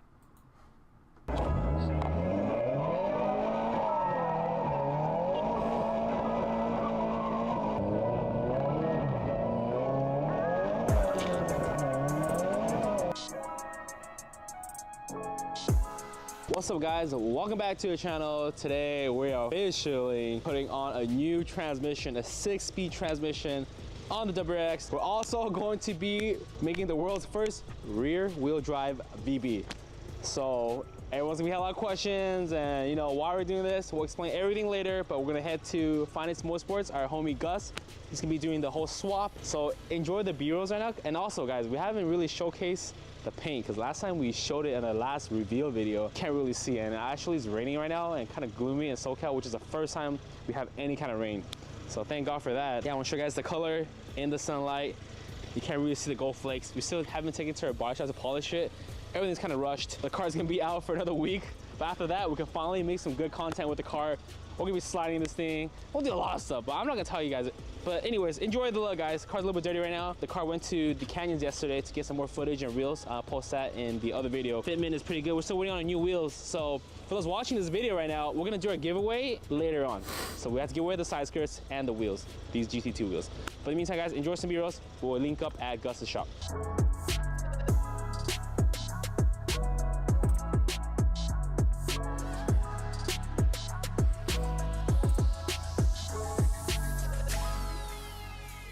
Okay, we just arrived at Finance Motorsports, so Gus is right there, and he's gonna explain to you what we're doing today. You wanna here? Oh my God, this guy commented like 1,000,000 times. But shout out to High Five Guy 9459. Congrats, bro. You won here. Yeah. I guess commenting a lot does work, but shout out to High Five Guy. Congrats, bro. Hit me in the DMs or email us and we'll take care of you on the wheels. But if you are out of state or out of the country, you have to pay for your own shipping. All right, guys, next giveaway what to do is the side skirts. Okay, let me load up all these comments. All right, Jared, tell me when to stop. Stop. Ooh, Alpha 444 Alpha. Congrats, bro. You won the side skirts. So shout out to 44 Alpha for getting the side skirts. 50K, guys, huge announcement, guys. We're almost there. We're like, we just hit 40K, but we're like, what are we right now? We're at 42 right now. So almost 50K, guys. So big announcement coming. But like I said, guys, this is the last time we'll have it in the all-wheel drive setup and stock trans. A lot of guys are asking why the trans hasn't blown yet. I have no idea, to be honest. The car's been pretty reliable to us for the most part. I mean, I have no for Jeff. So pretty much, you know, we're gonna break it down, the parts that we need for the swap in case you guys are interested, or you know, if you guys want me to do the swap too if you're located in SoCal. So I mean, first of all, I mean, you need the trans. So we decided for Jeff's setup, we're gonna use an 07 Ti transmission just because the gear ratio, you know, is super long. So I think that's what Jeff wants, you know, for the gears. And then for drive shaft, we're utilizing a 15 plus STI drive shaft, which it'll bolt on, no problem. So it does have to be 15 plus STI. You know, your double X drive shaft won't work, or older double X drive shaft won't work. I think I've seen some people like, you know, do some type of hybrid drive shafts, but that I know of, I don't know. We don't mess with those type of stuff. But same thing goes for the starter. You know, the starter is completely different. So this starter is off of the double X, the VB. And then the starter we're gonna be using, it's over here, which is off of as well, you know, 15 plus STI. So for the most part, all the components we're using is off of a 15 plus. Besides the transmission, STI transmissions, they're all the same. So those are, you know, completely swappable throughout the years. But these components are, you know, slightly different. So like I mentioned, this is from 15 plus. We're using the slave as well from a 15 plus. And then the whole shifter linkage as well. We're hooking up Jeff with a little carport short shifter for now. Maybe down the line we'll work something out with Dark Matter and hook him up with one of those shifters as well. And then our good friends at Action Clutch hooked us up with a single disc Ironman that we'll be utilizing. So this should hold all the power that he needs. Down the line, if Jeff does go, you know, big single turbo ETS kit, this will definitely handle, you know, 600 torque, no problem. So that's something good for that. I mean, we could go over here. You can see the differential as well. Like, it's way smaller versus the one that we have on the car. As well as the axles, you can see just how thin they are versus the STI ones, which are over here. So far on the swap, we already put the drive shaft from the STI along with the axles, so you can just see the thickness of it. So, you know, that'll hold all the power that Jeff's has, because I know these B stock double X axles do tend to snap over time with launches and stuff. Yeah, that's pretty much for you know, STI trans swap. But the thing is too, we're doing a rear wheel drive swap. So the only thing that does change on that, removal of the center diff. So basically the DCCD, which controls, you know, the whole shifter that you guys, I'm sure, know on the STI. A company called X-Shift makes this shaft that basically goes inside here and removes the DCCD. So all power just gets straight sent to the back versus the front. Here's an example of what we removed basically. So here's a stock DCCD, and this is what basically converts it to all-wheel drive and sends power to the front. So with this removal and installing that shaft, we now have a rear-wheel drive STI transmission. Honestly, it's pretty easy. Nothing, you know, crazy has to be messed with. So for the front, all we're gonna do is just leave the front axles alone. They won't be spinning, and we'll show that once it's all done on the video, how it all works, and, you know, show that the only rear axles will be, you know, spinning. But yeah, that's pretty much it. We'll put it all together and then show you how it looks once it's all done.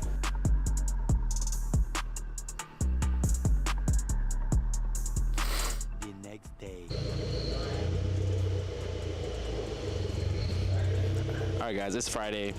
We are back at Gus's shop. The swap is done, the transmission is in. I'm really excited to drive this now. Now a lot of guys are gonna say, why are we going rear-wheel drive? Well, I can always go back to all-wheel drive. We literally have all the parts here to go back to all-wheel drive. Yeah, it's literally right here. So we're gonna, in the meantime, I wanna slide the car. I wanna enjoy the car more, because we don't really drive the car that much, but because it's rear-wheel drive now, I can really have some fun, you know? We can always make more power.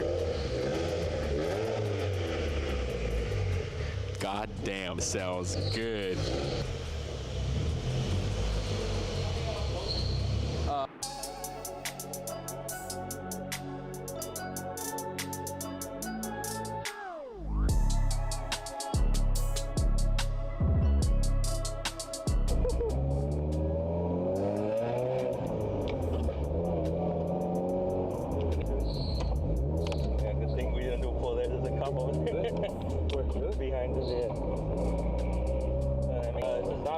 Now cable driven, it's actually like, yes, each one has its own spot.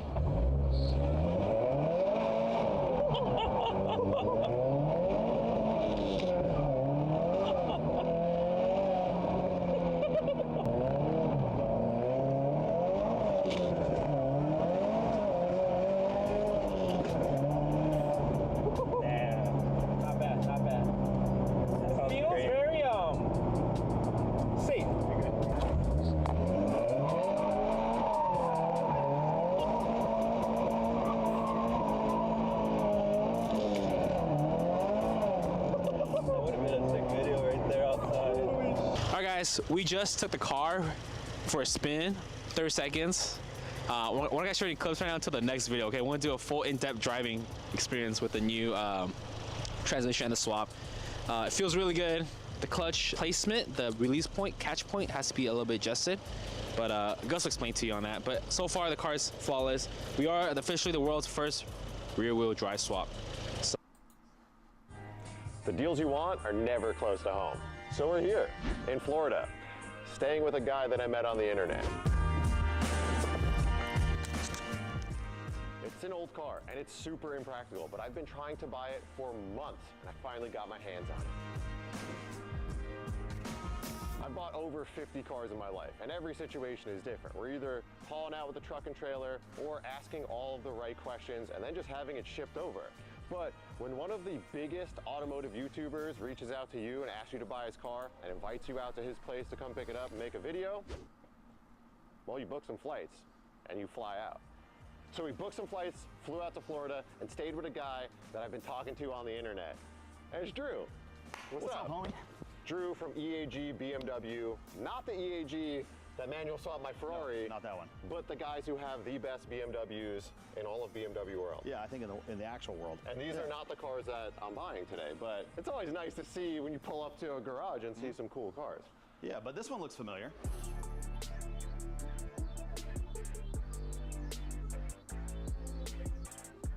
This is not my actual car though, is it? It is not your actual car, but it is the exact same designer edition E30 Touring.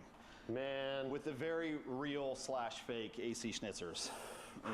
One of the cars I regret selling the most is this, because I actually bought it in Germany and imported it to the United States, and that was really special to me, but then I sold it. And I almost bought it, actually. I chose not to buy it, because I actually own two at the same time. This one and another one, but. Drew is good friends with Adam LZ and offered for us to stay at his house, which we come to realize is just because he needs help transporting some of these cars down to the compound. So put you to work. Hey, it's not a bad job. So we're gonna drive some of these cars down, go see Adam, walk through his car collection, and then see which car I bought from him.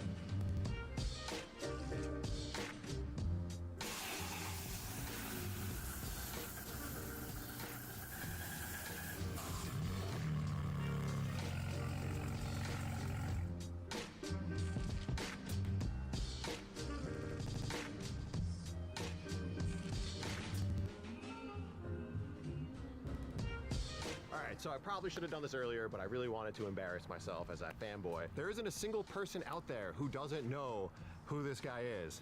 Adam LZ. What's up? And if you don't, he is one of the OG vloggers, not only in automotive, I think like YouTube in general. Yeah, it's been a while. And I've been watching him since he was just a BMX Grom with an E92 335i. Hell yeah. And now we're at your insane compound. Welcome to the jungle. Dude, crazy. Right. And I have to say, I think you have one of the best car collections potentially in the world. But I would say definitely on YouTube. Have you been to the Middle East? Because there's some... I'm a boring, subtle car guy, like OEM+++, and I feel like your style vibes with it, so I like your stuff. So I'm excited to go see it. I'm fortunate enough to be able to buy a car off Adam, and I'm gonna make him just show us through all of his cars, and you guys could guess which one I'm taking home.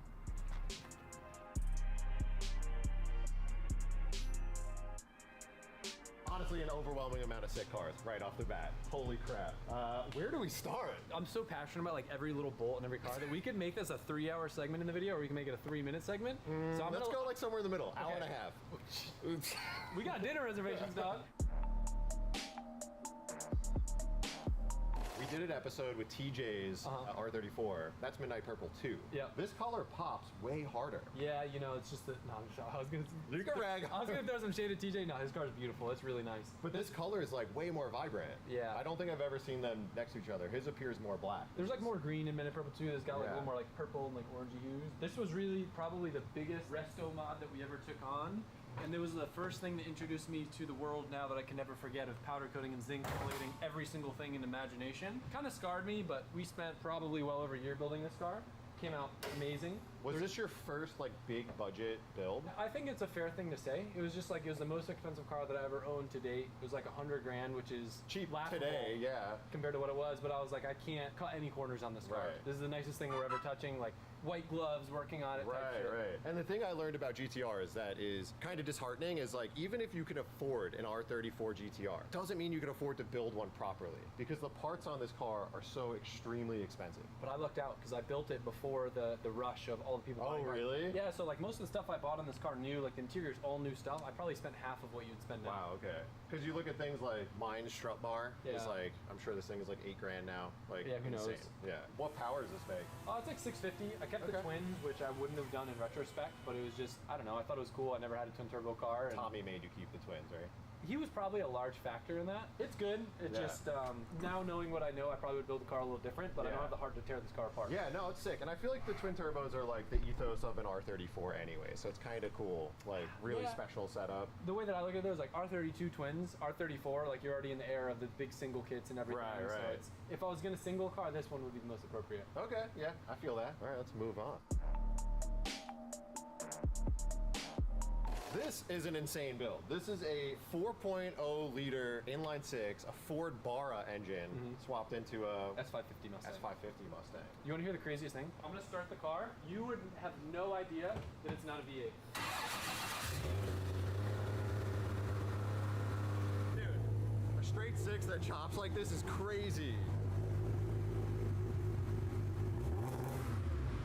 You can hear it more when you rev it up, but dude. What power? What's the fastest ET? 1200 sequential transmission. I don't think this car's ever done anything crazy impressive. It's in the 9s. I think one of the problems is the gearbox is like more of like a half-mile gearbox. So first gear is so long, and it being manual, it's so hard to get it to leave the line well. Yeah. And this is an engine I was fascinated by because no Yeah. one was really f***ing with them in the US.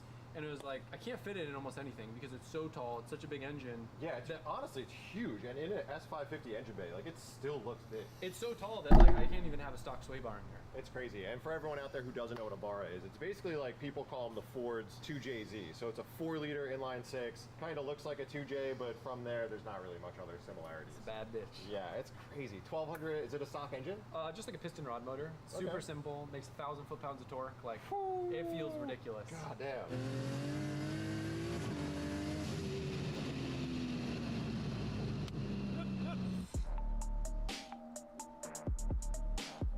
Old girls, nothing special. Could you imagine calling this JZX100 not special? Bro. Could you imagine this being not special after looking at your 90? Nah, I can't. It's rough. Like this thing, I was looking at this car to buy the carpet and the diff out of it because it was totaled. I looked at it and I was like, well, you know, I happen to have this fiberglass over fender kit and all this random stuff. Yeah. So I was like, I might be able to save her. Yeah. And I saved her. This was actually one of my biggest fears buying a car off Adam because I know how particular he is with vehicles. Yeah. So I saw him last week at DDE and I said, you're not keeping this car, so it must be a piece of shit, right? And he was like, no, it looks okay. So we'll see. Yeah. Super, super fun OEM plus. This is a beautiful engine bay. Yeah, I love this thing.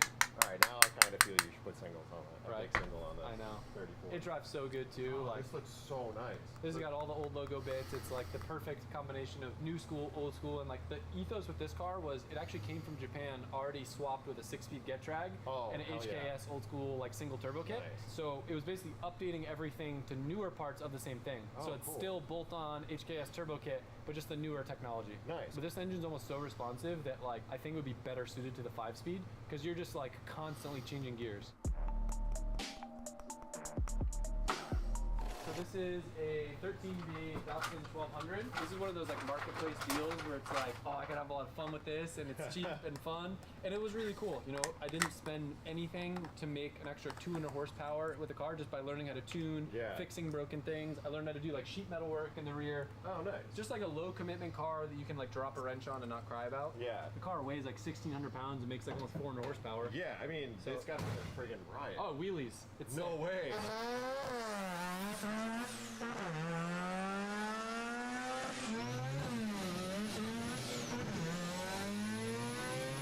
Honestly, this is a sick little setup. Dude, it's sick. And it raps so hard. It's like, I feel like this is one of the cars that makes you realize how small a rotary is because the engine bay is so tiny. I know. Like, perspective. The engine bay is literally like 3 feet long. Yeah. Super cool car though. I love it. You're a big E46 guy? You look like an E46 guy. What the hell does that mean? What does that mean? I mean, that means you have taste. You know, okay. I think you bought this car off of Jimmy from Titan 7, right? I just want to show you the interior because I think it's the coolest part of the car. Yeah, I mean, I love E46s. I think they're so fun. It's like one of the last, I mean, I don't know how you feel about modern BMWs, but it's like E46, E92, and then I don't really care. Yeah. This car has been through a lot of trials and tribulations. Like, engine bay is not the prettiest, but it's... Are you kidding? The first thing I said when I looked at it, I was like, this engine bay is beautiful. Things like this, like the fittings, this needs the radium fittings that are lower. Yeah. This just looks meh. Look at this, like this is not... Okay, okay, yeah, when you dive into it, there's little things. I'm very prideful in the work that we do, and this is not a great example, but this is the car that I had my hands on the most, and like, really developed and learned a lot about tuning, about different engine combos, cams, turbos. Like, we've tested so much on this car. This is a pretty early car for your channel, right? Yeah, Like, this is my first right-hand drive car. I especially like that this was a drift car, street car, and now it looks like it's a drag car. But it still has all the drift stuff. Okay. So it's still got an angle kit, it's still got a handbrake all integrated in here. Do you use it as like a staging brake Yeah, now? I do. This is something right here. What's up? What do you, what is? 275 on stock body. Get at me. If you own an R32 sedan, you know that that's a tough challenge. Yo, that is a tight fit. I can't. This fender is as flat as humanly possible. Hey, you ever met someone that just rubs a little bit on the outside and on the inside too? That's me. So you've drag raced this car a bunch. Yeah, I mean, it does really good. It goes fast. I can't remember the best time that I ran it. I think it was like 10.0 maybe. Like it was just pretty almost fast. in the 9s. Yeah, trap's real good. It makes like 8 and change, almost 900 horsepower. And it's just like a super good responsive power band. It's a 2.8 with like a built Neo head. Nice. This is it for me. You can just look at this area and it's sick. You gotta make it look good if you got a big tire, and like this is, I agree. Yeah. Especially on an LM GT4. Right? It's like, nobody's doing that.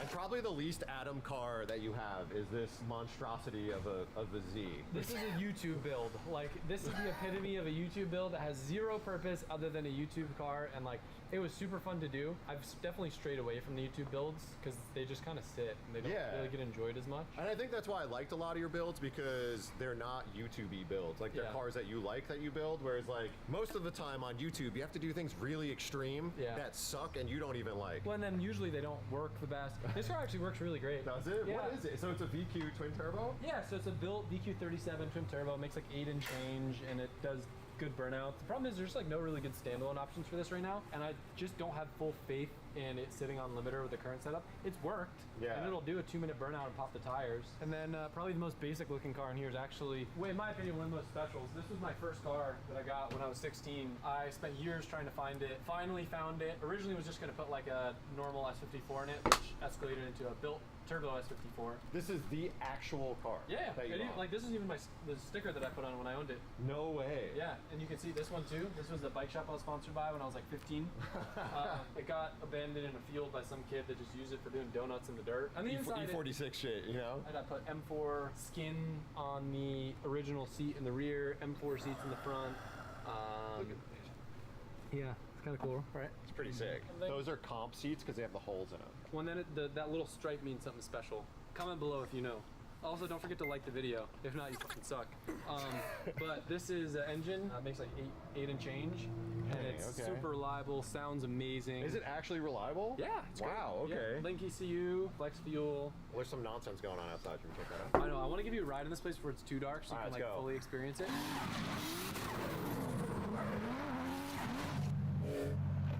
We're gonna get some laps in the Chaser before the sun goes down. Honestly, this is probably sicker in the dark. Oh, I bet. I love driving here in the dark because it's like sketchy.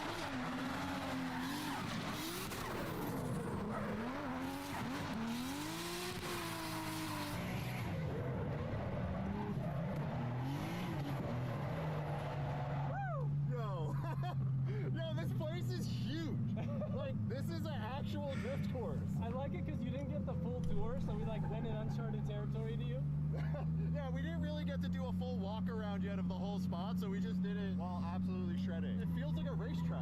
That's the idea.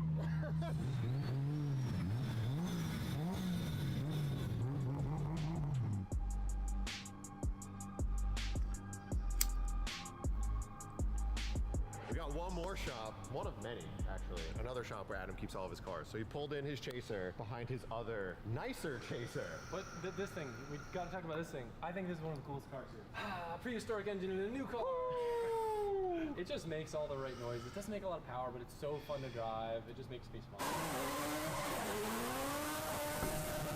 So this car is a four-rotor. If you don't know what a four-rotor is, it's one of the most insane-sounding engines. Not too common. Yeah, so Mazda did this back for their 787B, which is like a real deal race car, and it was never really like a production engine, but it's basically a custom E-shaft, which would be similar to a crankshaft in like a normal engine, that combines two 13B rotary engines together, which not only makes more power, but sounds glorious. Yeah, it sounds literally like a 80s F1 car. Pretty much like a pro FD spec car. Huh? Kinda, it's like kinda not at the same time, because it's like stock fuel tank.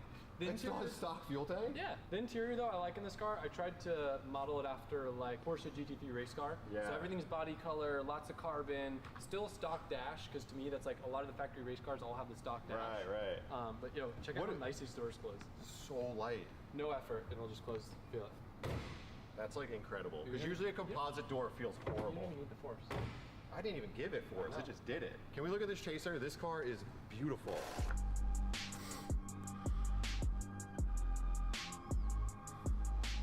This is what I would say is the epitome of a street style car. She got the look, but she got the go too. Yeah, I gotta say, Adam always does a really nice job with the fitment and the stance on the cars, and this is Thank you. dialed. I could do a lot better, but the problem is I also want to be able to drive the piss out of my car at any given moment with zero self-control. Yeah. So if I have a car that like rubs or I need to like take corners slowly, Yeah. that's not fun for me. Well, we talk about that all the time because there's a fine line between like just slamming your car isn't cool. Yeah. It has to be like a good balance of like practical ride height where you could drive it hard and also good stance. Factory 2J, stock motor, just with like cams, valve train, makes 750, sounds glorious. Damn. Super clean engine bay. Will beat 90% of the dudes I roll up to on stoplights and moms, also in Teslas that try to race me. Nice. I do love Not that. for the dig though. Because you live in Florida, everything has AC. So it's like, when it's a street car, it has to be a real street car. Yep.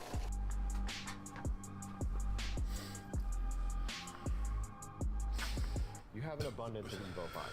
Yeah. An abundance And we of didn't even Evo 5. focus on some of the other Evos in other building. I kind of skimmed over them. Oh yeah, we skipped over another building where Adam has about, I don't know, like a couple handful more Evo 5 and 6s. The TME RS is sick. That's a special car. You didn't even see it in my bag. I didn't even see it, yeah. Yeah, but that's like a super rare car. God damn. So what is it about these that is so special? I don't know, man. Like, I got this car. I wanted a winter beater that I didn't care about. And this car had some like weird story and it was cheap and I was like, it's kind of ugly. I don't really like it, but whatever. Like, it'll be cooler than an Evo 8 because they're expensive. Yeah. And I just fell in love with it. I learned that Evos are not just all-wheel drive cars for off-road and snow, but they're really good cars on tarmac. Yeah. And that was what made me fall in love with this car and kind of chase a little bit more grip driving, understanding more about setting up a grip car. And but underneath, it's all tubular arms, titanium, like super light, 2550 for pounds. 2550? 550 horsepower, like holy crap. Laps the local racetrack like seconds faster than like a GT3 RS. Wow. And then you have another one. This is giveaway Evo 5. Yep. This was my car from Australia. Super, super nice car. Got a lot of really cool bits on it. I got a lot of Evos and people always love this car, so that was a special giveaway to do. Yeah, well, why do you have so many of them? What are you chasing in the Evo world? I don't know. I feel like there's so many different ways to build them. Like this car, I went a little too far on the race car side. Okay. This car is like amazing street car spec, super comfy, enjoyable to drive. Still got like rubber bushings and street car things. The other one I have is even more race car than like, there's levels. Speaking of race car stuff, so this was your FD comp car? Mm-hmm. Okay, before you went Mustang? Yep. Now it's just kind of its purpose is to live life as a like R&D car. Basically, try different things on this, turbo combinations, engine packages, like mess around with the drive-by-wire and do funky things. brother? Instead of risking it on the actual comp car, we can test it on this. Thank God. You have no idea what you just went through. You get destroyed permanently by your team. Dude, I got fucking deleted by this guy, Entry Fragger. Yeah, Well, my team, that's I swear to God, we got a they... good B spot on, let's rush B. But continue. I'm going. Dude, no, I'm running it. Let's go. Just don't stop. We're gonna lose a lot of Muslim blood on there, but. You said the entry fragger was a god or what?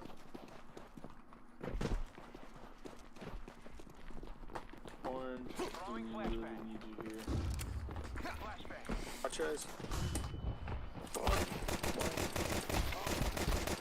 And there's 3B.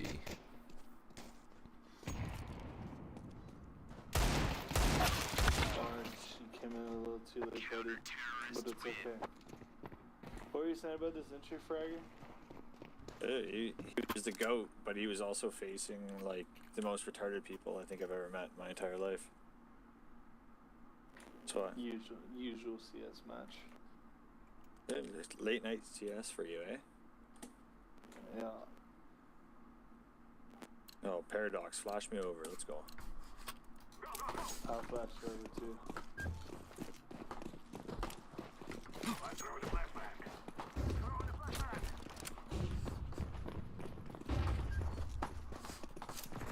One pushing cat. Car.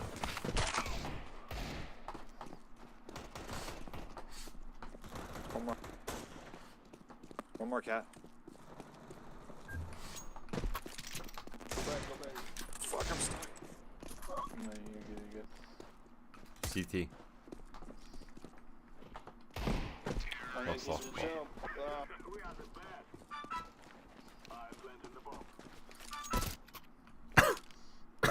That's wild. I'd be 7 now. That's why they got me.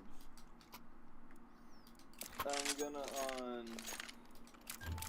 And if no one wants to answer, just like fucking throw it somewhere. They can't get it. But I'm gonna watch. Yo, Beef, take that B7, bro. Dude, I bet you I get the pick before you, Blue. Bet taken. $20 cash out. Damn. You got it. You used me, asshole. Or just fall back with 1. 2.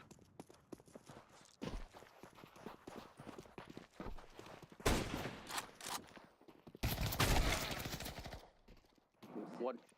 Behind, Blue, behind.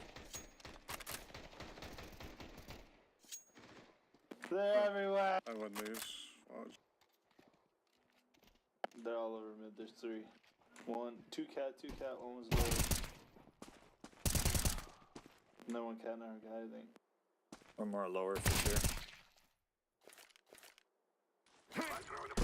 Got an 8. Oh my god, he wins these. Dude, are we facing the team that I just played with? God damn.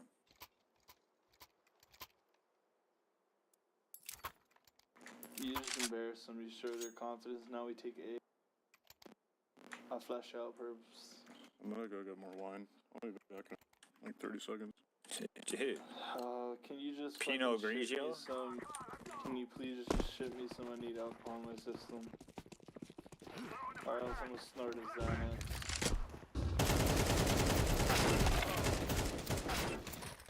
I don't know how that wasn't a headshot. Good trades, though, I guess. One pushing cat.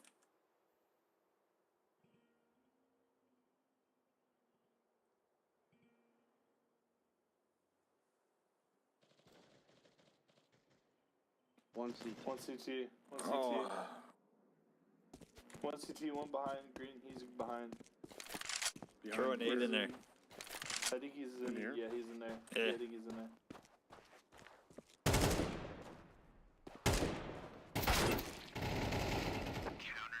Fuck. Man, Nice try. I started questioning myself because he took so long. I'm being mid. I just saved for a bit of pick. Oh well, we're kind of rich. No way this I don't know. fucker's got 7 kills. That's bull. That's bull. And he's buying me AKs now? Fuck. Suck me off.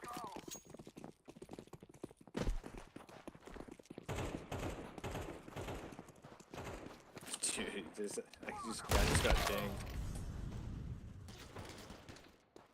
Now he's dead. 1 Cat that we just got so many picks that A was just fucking. One more B. It's clear. Yeah, A is fucking free. Sacrificial lamb.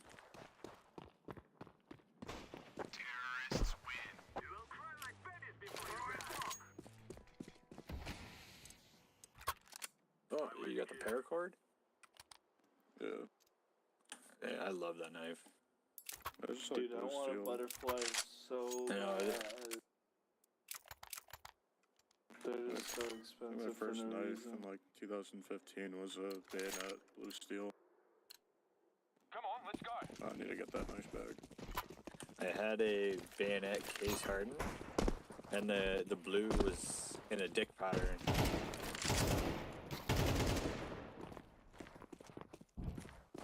I got scammed. One might have rushed under. Don't matter. I got tagged. They might just full rotate from our responder. It don't matter.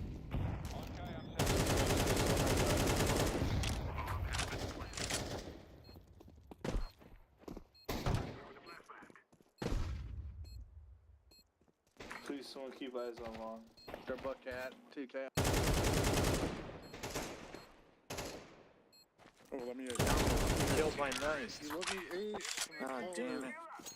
Fucking bastard. I'm for someone. Just.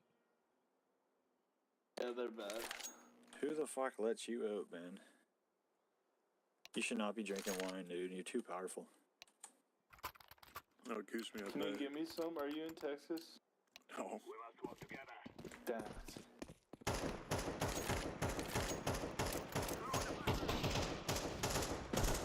One guy B.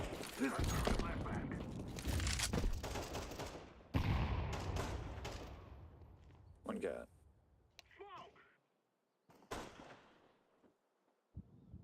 Nobody B.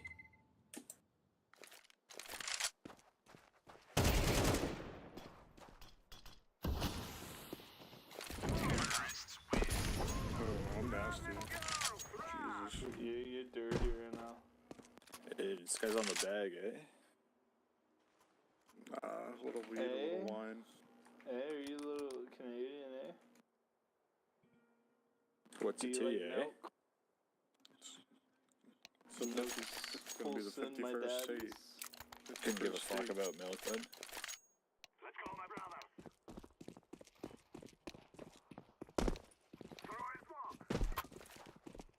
Honestly, if Canada became the 51st state, I could not give a fuck less. But I know it would never happen. I don't know, Trump just made the Gulf of fucking Gulf of America, so instead of Gulf of Mexico, so that's kind of crazy.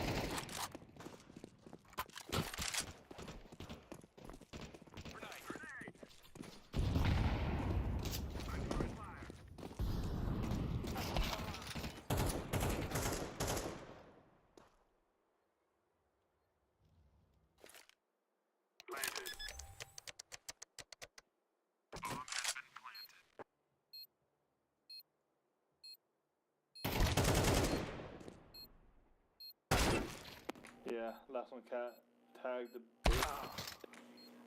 Oh, too slow. Nice try, nice try. I have 2 kills. Fuck. Sorry, I have 15. Oh man, Andrew Frager. I think it rubbed off on me, man. I told you last game was a bad game. Oh, dude, it was horrible. Fucking horrible. I played with Green that was on your team the game before, and he dropped like 26. Played Not well. a chance. Oh, he played well. His Discord kit went to bed, so he just started That's playing Green, shit. back in the old CS days, what was your top rank? 2019, 2018 was like face 11-8. Wow. Oh no, global. Global? For real? Yeah, for like 2 years. That's impressive.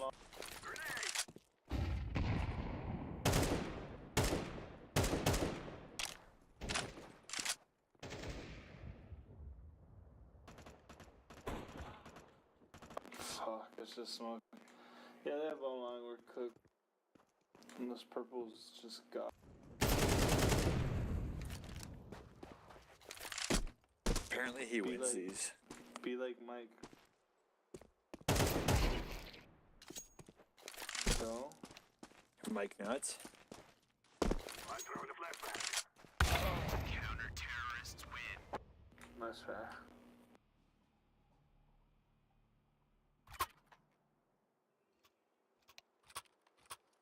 What shall we do here, boys? Every man for themselves. Fuck it, I agree. First one to get a Zeus kill wins. No.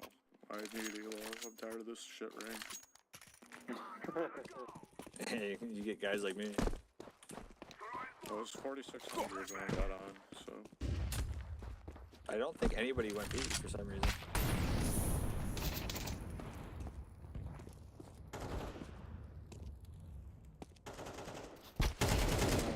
They definitely tried some bullshit. He's under CT.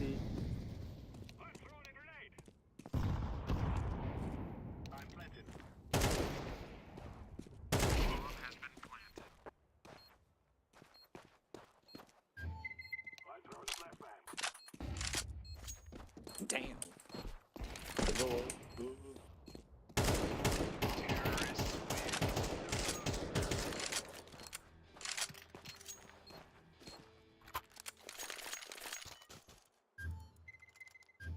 Op, anybody? I can up. Yellow, you wanna up that or? Dude, I'm just gonna sit and spawn and fucking keep drinking my beer, man. This is great. Yeah, purple, let me up. I'll go up. I'm just gonna scout. I like scouting.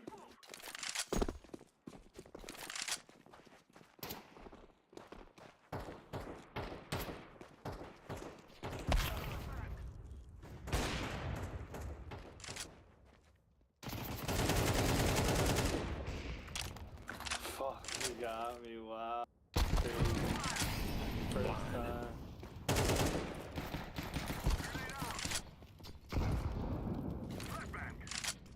Just find that door, we spam it. Killer Road. Dude, it's a grenade god. See, you should have hopped on that barrel right there. That's what I meant to.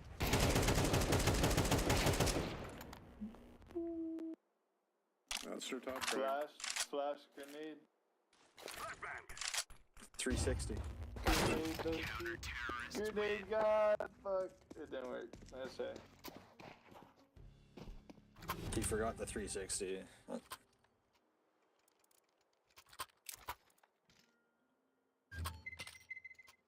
How do I use an AK?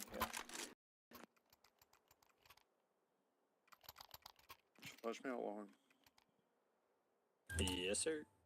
I like to challenge myself with like using scout. Fuck. I just sold my flashbang instead of buying one. You're fucked. I flashed.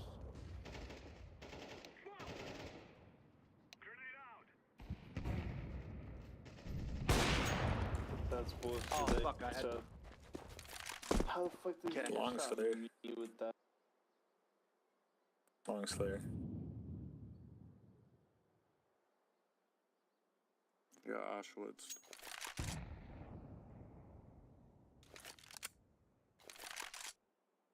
I just don't understand how that was a flashbang on me.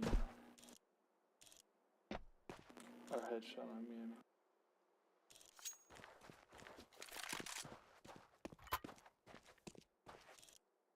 Cat, on God, cat.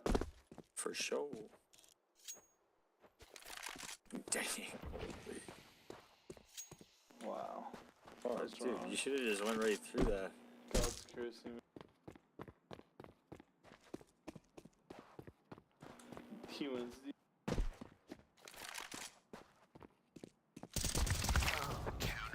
No, no.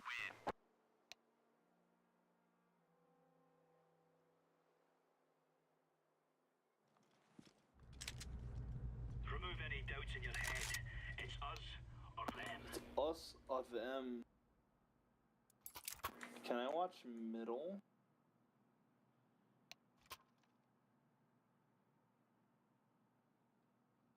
Wait.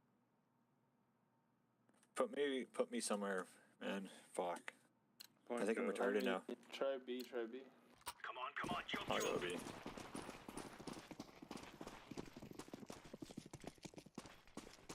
They smoked mid? Twice? Okay. So yeah, they're trying to cat. One. Which is strange. 2 more short.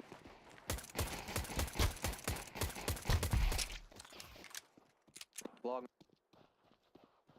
Is there one more mid? 1 short, 1.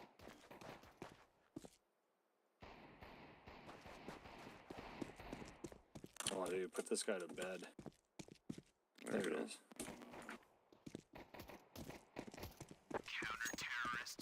Real good. Be tight. I was surprised why they double smoked mid at the same time. Like, literally at the same time, and then just, that was such a weird fucking thing. I'm pretty sure the new update made it so if you double smoke it, you can't shoot through it. Really?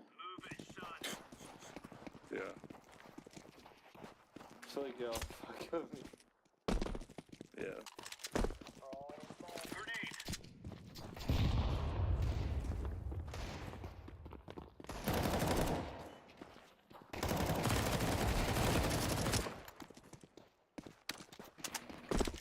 Oh, he came out. Yellow, get it out. That was such bad timing for that to happen too. Lower. He's lost his fucking mind. Put him down, he's lost his mind, and she fraggers. He's too much of a fucking.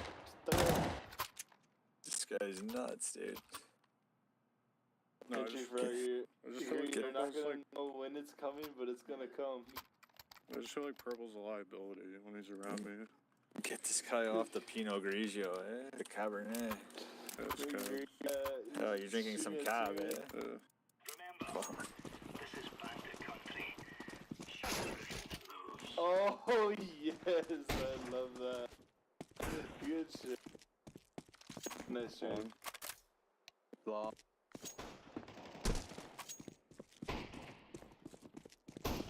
Oh, too long too.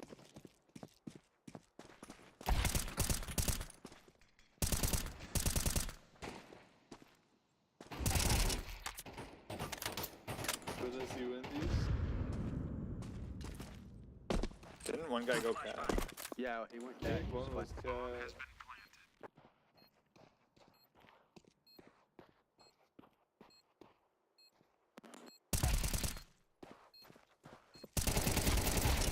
Like, not even one idea of walking is what made me. Like, he didn't walk at what?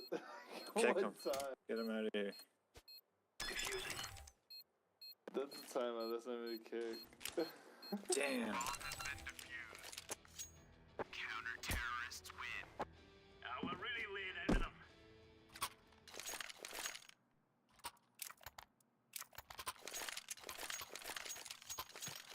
I'm pissed. I'm gonna have an ego battle with this guy, man. He's pissing me off. The way he got that through the fucking wind. Oh. Yeah, let's go. Well, we can send you out and we can all stay right here. Iron Man, I think they call it. Let me have an ego battle with him real quick. Dude, get out there. can you guys all die? I want to get a 1v4. Okay, well, let me try this guy a bit. Pause. Paradox, shoot me in the head. It's a little ego battle. It's a little ego battle.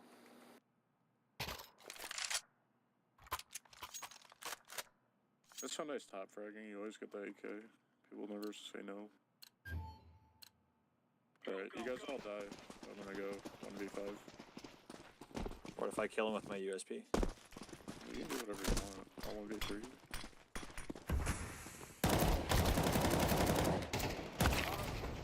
Oh, 3 long. 4 long. This pussy. There's no one in tons. You clear over Yeah, here. they were all. Wow.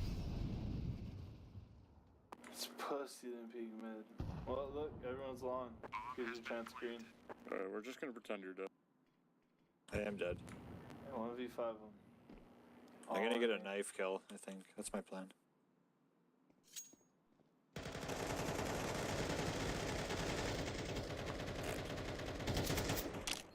Not a good start.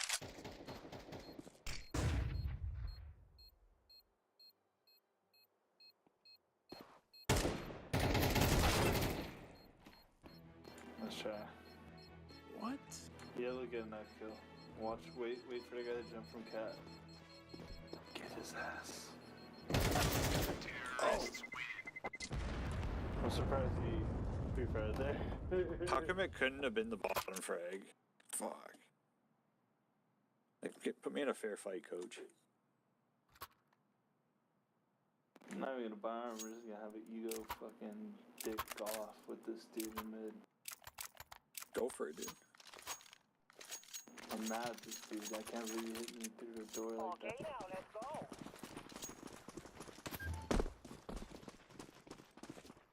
Suicide. Deploying smoke shield.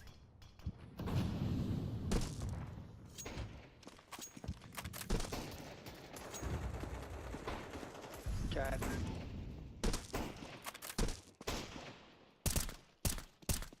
Ah, fuck, there's someone. 2 long, 1 cat.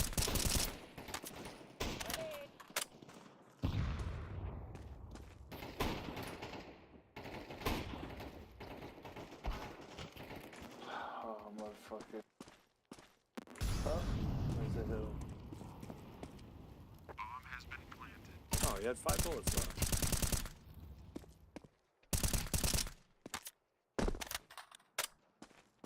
Long. Long. Throwing flashbang. Damn. Throwing a grenade. Got him all. You won't stick it, you won't stick it, you won't stick it, you won't stick it. Incendiary out. I'm defusing the bomb. You won't do it. He's got it. Ah.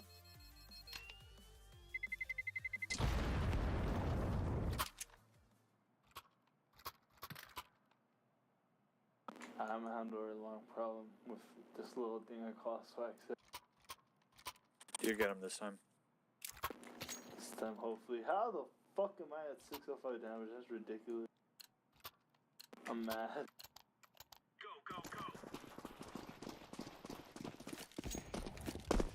I got the smoke.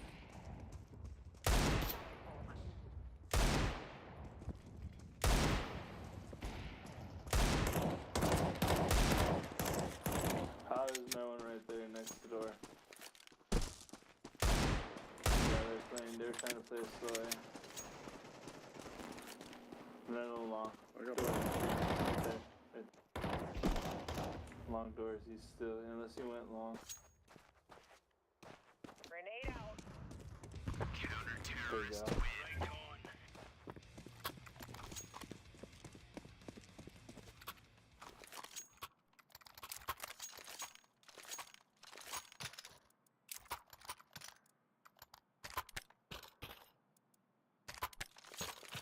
I'm rich again. Someone refund that. Oh, it took a little. Let's go, fellas.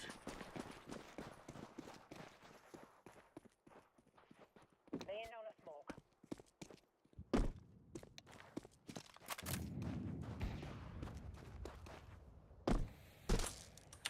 Grenade out. They're B.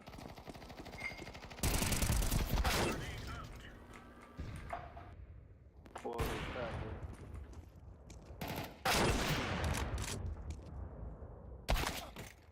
Damn. Counter-terrorists win. Champion. Dude, how's this guy everywhere, man?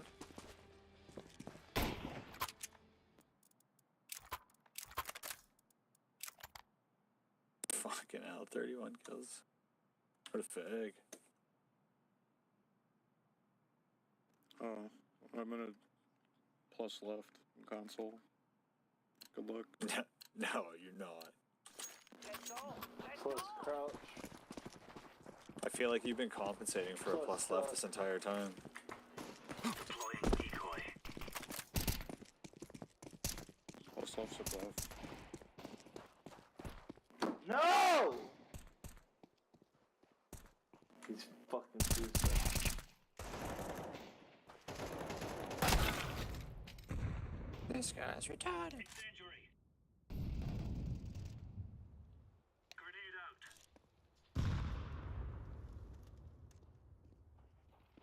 One's running cat. Make another.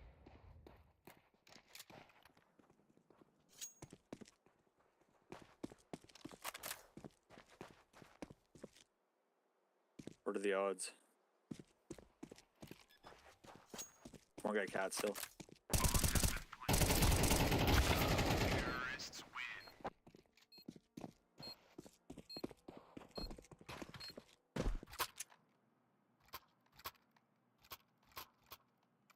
So done with this dude long. I mean, fucking mid. Can't believe he's beating me out on scout. My one profession. Did you find a new job? Alright, fuck you.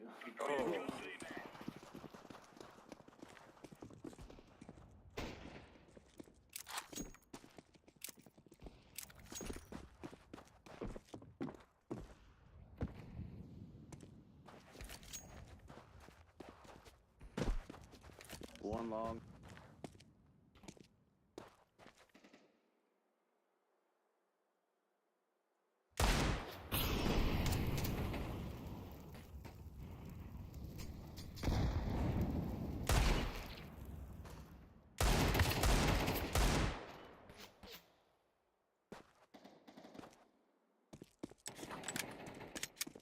This guy's like minus 90 blue box.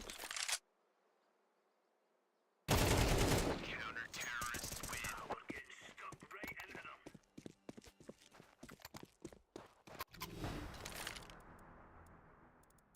Can I get AK purple? I'll drop you whatever.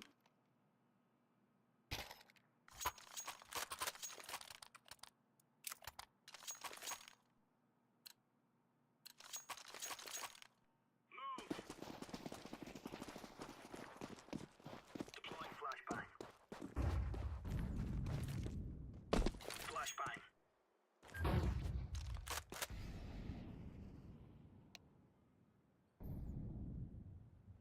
Nothing Deploying dude. flashbang. All there. All there. Looks like a cat thing. Grenade out. One's okay. Deploying flashbang.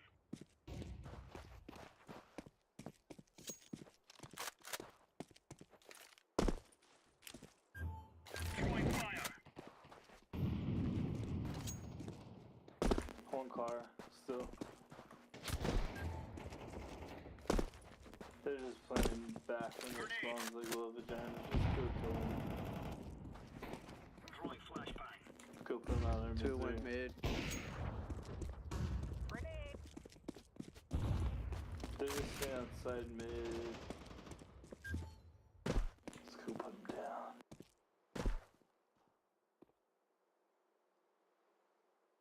Deploying smoke shield.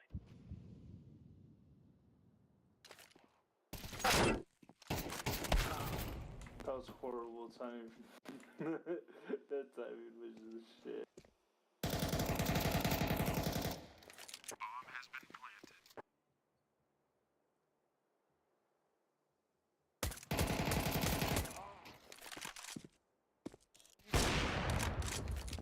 GG's. 360, no scope. Bet you anything he's behind that second box. Arcade. Flashbang. Damn. Probably planted the guy he's definitely got. Just the fusion stick. Maybe he'll miss it. Using now. That was the third option. That was Oh, the that third was option. not my option.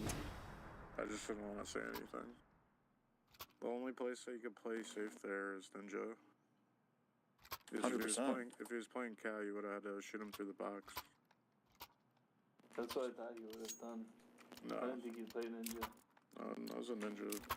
Pretty crazy. I was like the only Should have one. knifed him.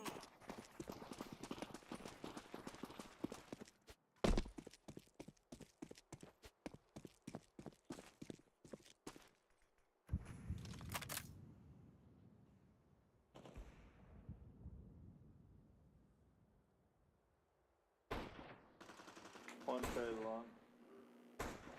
Cat lit. Two cat. Two trade long.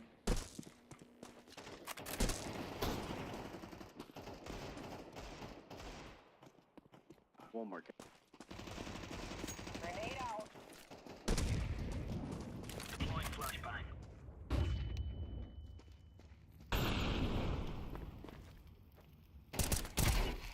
Not easy. There you go. It is. Jeez. We give them a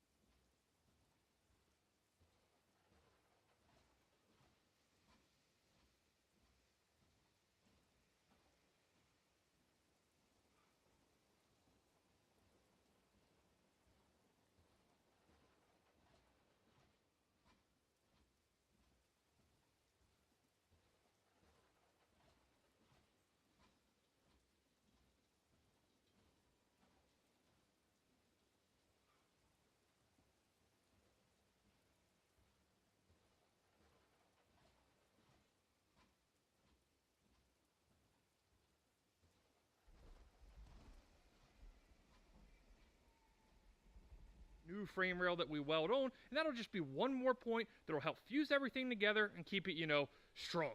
Now, of course, we're not just gonna go cutting back there from the jump. We're gonna cut it section by section, little by little, to make sure we don't run into anything that we don't like.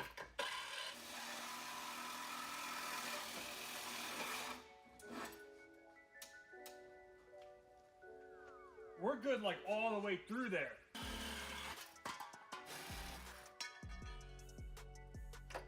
That's basically all the damaged portion of the frame rail off. You can see it's still a little wonky there. It's kind of off to the side. I think that'll fix itself once we go back a couple more inches. Now on the inside of this, you can see there's some kind of structure. What is it? 8 inches in there. So we want to keep this repair in front of that, which gives us, I don't know, something right about there to work with. Dead in the center of this arch in the strut tower.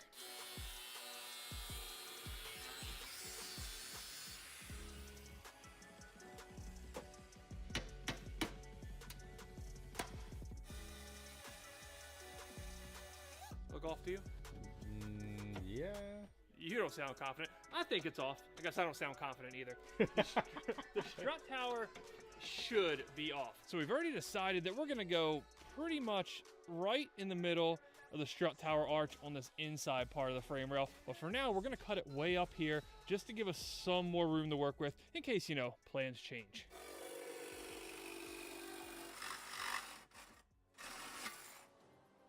Guess it was off, huh? We'll leave that there for now.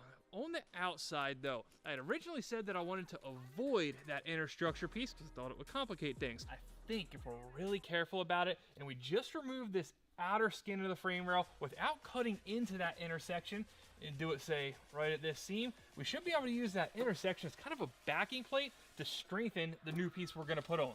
Sound a good plan? Huh? Good plan? What? It's a good plan. What? It's a good idea. What?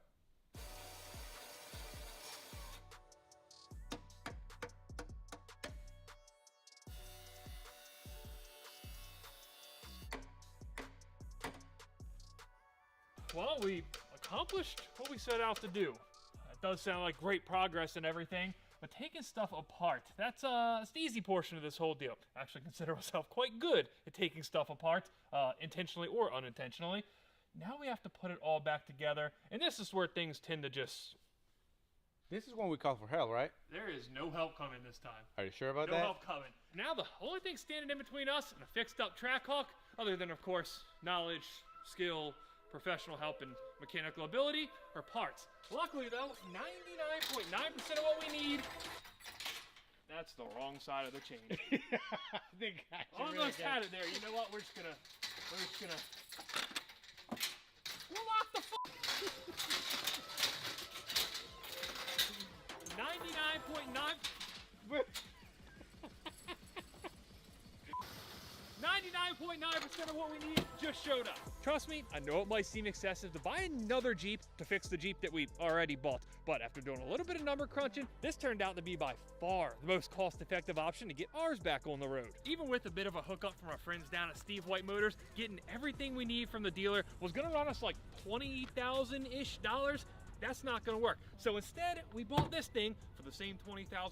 First thing we did once we got it back to the shop, ripped the engine and the transmission out of it and recouped half of our money. So now we only have $10,000 wrapped up in this Jeep, which is not a Trackhawk, it's an SRT8, but hey, I think all this stuff's the same. Quite ironically, this chassis might be in better shape than the one we're actually repairing, at least from a structural standpoint. This one got hit back here on the driver rear quarter. The worst part of this whole deal is down here on the lower passenger side. That like rocker area got bashed in. For our purposes, none of that matters. We needed a good front end, we got that. We also needed a complete set of airbags.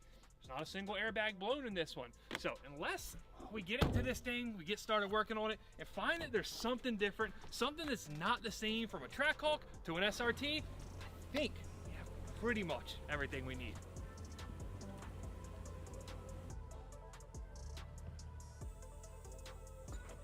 As soon as we saw how bad that Trackhawk was, kind of knew the easiest route was going to be to get a parts car. But the only problem with that whole idea is that it is nearly impossible to find one of these that isn't destroyed in the front end. Not only did the parts car method save us a ton of money in this case, but it's also going to prevent us from getting nickel and dime to death on the back end. When you're coming down the home stretch on a rebuild like this, that's about the time you find out you need all these little parts that you didn't even know existed. Things like these rubber pads on the front bumper, stuff like this little AC line bracket, dumb little parts like this weather strip. None of this costs much money at all. It just almost always results in another 5 trips back to the dealer after you thought you had the car rebuilt. Oh, that always sounds so painful, doesn't it? All right, we're clear, I think. Yes, we're clear. We do have a little bit of damage on this front bumper.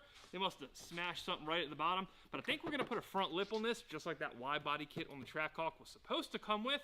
So I guess in the grand scheme of things, it really doesn't matter. Yeah, we definitely gotta get this front plate bracket off of here as well. Can't have that. Well, this is not too bad underneath. One minor difference is the SRTs. They came with fog lights with the Trackhawk. They dished them for cooling purposes, I think. This is gonna get axed, and we're gonna replace it with this, a $20 grill. Oh, don't tell me this is wrong. Oh, no!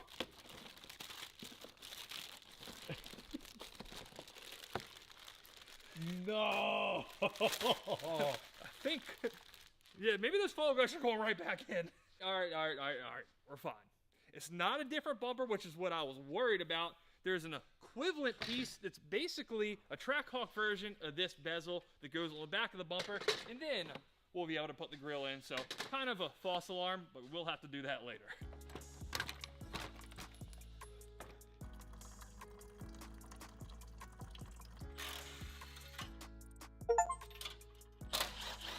Jeep has done such a phenomenal job of making it so this whole front assembly could come out as one unit, but given that we have a ton of structural work to do, probably wouldn't be ideal if there's a giant radiator in our way. There we go. This is definitely a problem for later, but one thing I know for sure that we're gonna have to source is a heat exchanger. Given that the SRT is not supercharged, even though we have a good radiator, fan, AC condenser assembly here, it doesn't have a heat exchanger with it, so that we're gonna need to buy. All right, could be wrong here, usually am, but I think we are, oh no, this time I'm right. We are fully out. And I think by leaving this whole assembly kind of bolted together, even though it comes apart in like 3 or 4 different pieces, it's gonna give us at least a decent shot of having it all line up when we put it on the Trackhawk.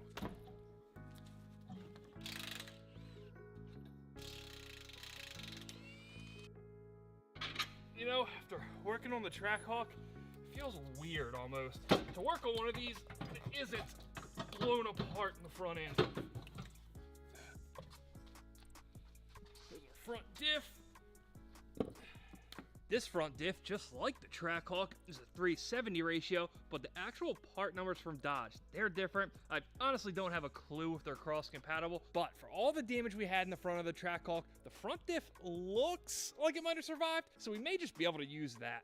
But for now, we'll stash this one away in this giant pile of parts we're accumulating, you know, just in case. Now, one other area where this SRT is really coming in clutch for us is the suspension. Being that, you know, every single piece of suspension on the Trackhawk was jacked up, blown apart, or just straight missing, what we're gonna do is just rip this entire corner out of here as one big piece. Don't get caught.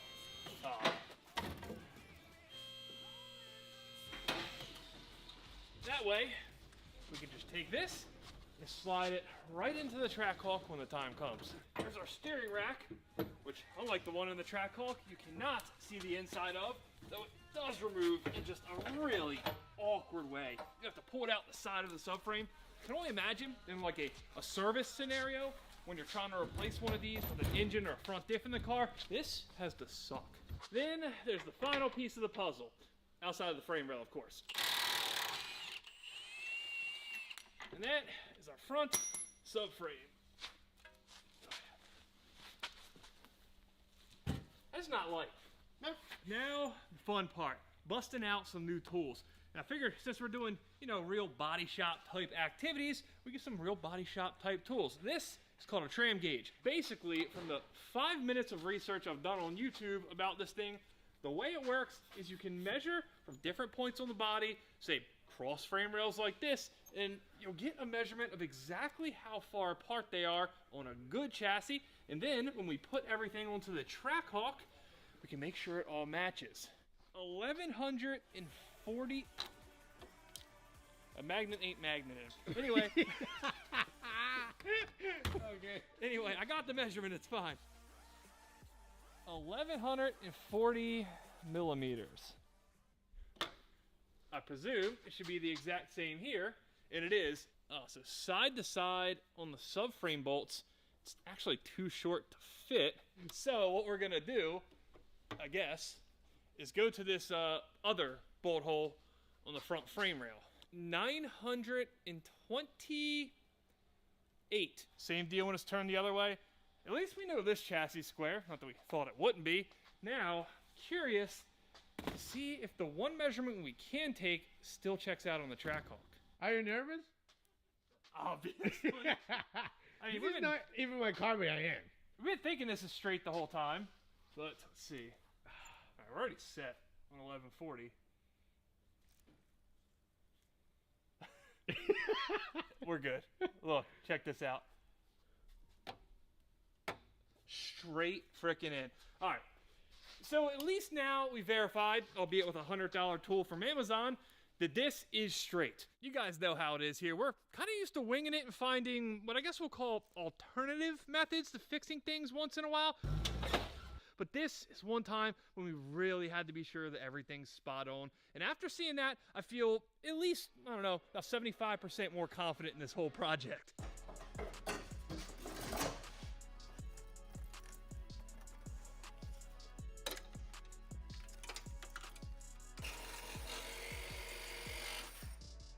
Super close.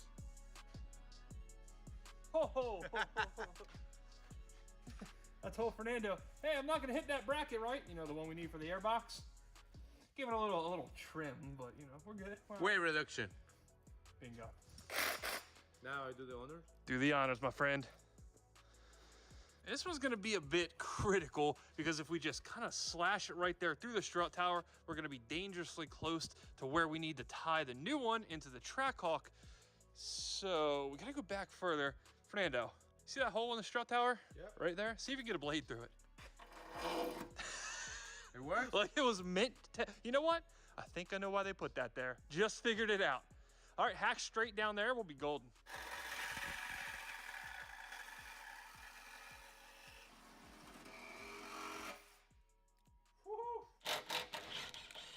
Now, assuming my math is correct here, it's not really math, is it? No. Assuming I'm correct here, we unbolt this, and we have got ourselves one fine frame rail. We just got to cut off all this extra material we left on it, and she'll be basically ready to stick on the Trackhawk. Now, if drilling out spot wells till you can't see straight and rebuild cars like the SRT or the Trackhawk sounds like a great time to you, then you could probably benefit from the sponsor of today's video, AutoBidMaster. AutoBidMaster is your ticket into the salvage auction without any of the usual BS that goes along with it. You don't need a dealer license, you definitely don't need to own a salvage yard. All you need to do is pick which of their 4 membership options suits you best, sign up, and you're ready to bid. They've got over 15 years of helping the public buy vehicles from the auto auction with no license needed. And they've got top-notch customer service with a multilingual staff. With AutoBidMaster, you've got complete control during the bidding process with your personalized account and worry-free document management and delivery on the back end. They even offer an educational video course to help users navigate online auto auctions. From selecting the right car to bidding and managing risks, the course covers everything from the basics to pro tips. And once you bought something, they offer nationwide and international shipping, all with a transparent calculator. Plus, you can use code SCRAPLIFELEE at the link down in the description to get $50 off your membership. Put that 50 right into the rebuild fund. Moving back to the task at hand here though, our frame rail is fully cut down. It was significantly more work than I anticipated it to be. That seems to be the case with pretty much everything on this project. Our frame rail is cleaned and essentially ready to go on the Trackhawk. But before we start slapping on all our sustainably sourced, if you will, parts, there is one more thing I think we need to take care of. And for this, we just went straight to the dealer. Primarily because this whole little fender support assembly was only $75. On this particular panel, there's so many little spot welds that we'd have probably spent more than $75 in consumables alone trying to remove it from the SRT. So I figured for this at least, the dealer was the right call.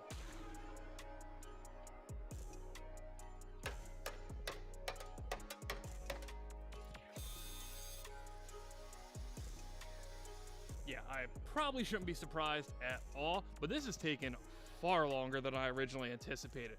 We have went around the outside and got every little spot weld drilled out, or sanded out in this case, and free. Now the only thing we have left are these ones on the inside, which I actually didn't see.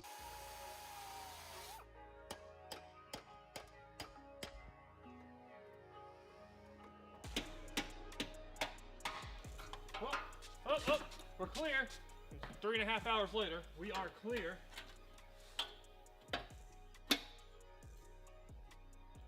Whew.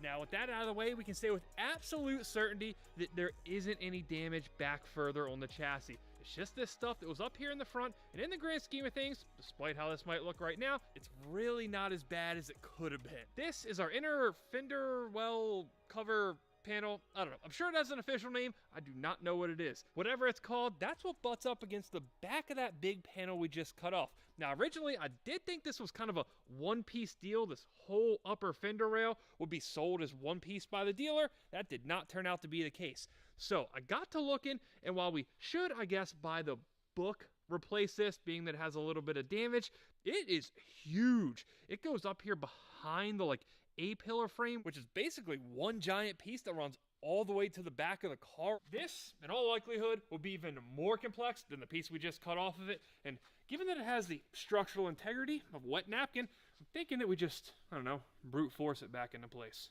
I'll be honest with you, Tim. On a scale of 1 to 10, how much of a body guy do I look like right now? Right now, solid 9.5. Oh, okay, all right.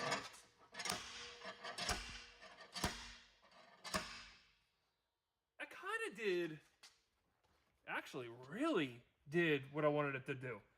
9.5.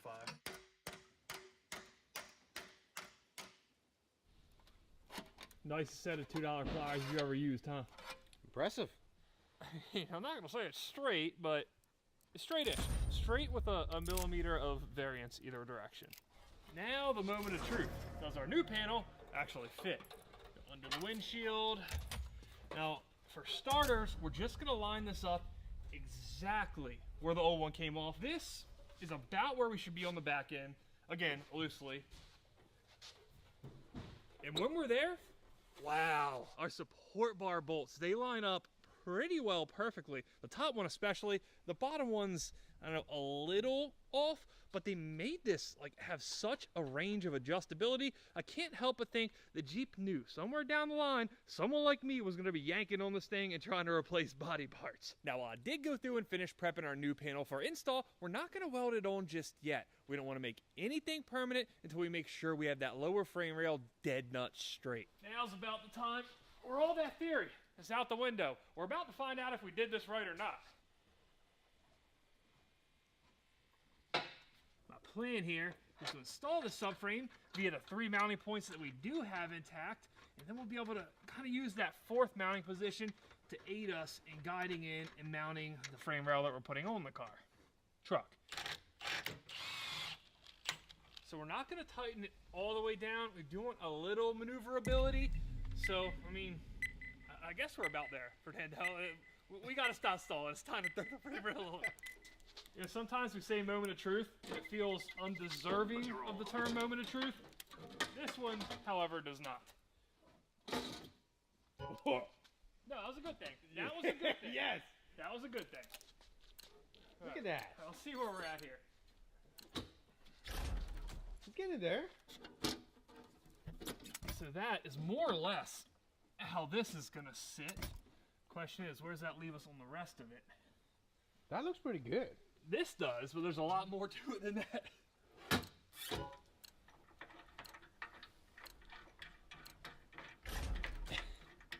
Okay, I mean, This isn't saying much because there is a lot of play here, but it's in the hole. That's what she said. We at least have it set in place. Now we can, you know, fine tune it. This is about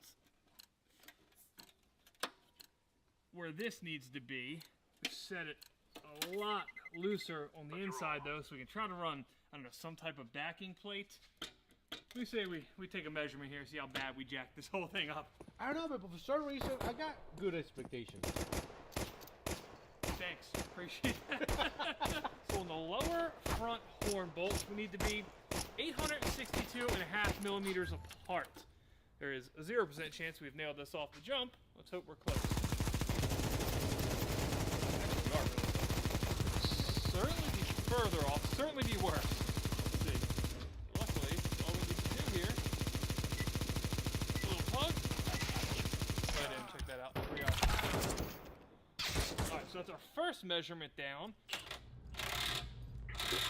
Hello, hello. This one feels like it is, I mean, a half of a millimeter out.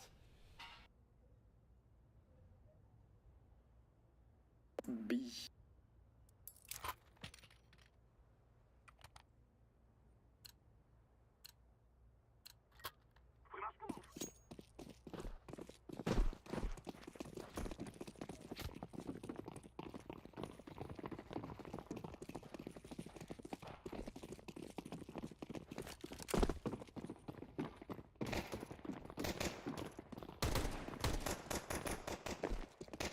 I smoked you plant.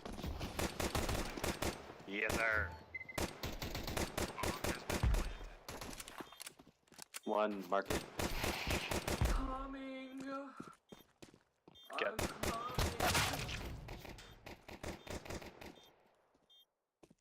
Last one, cat. He's low. Ole, boy.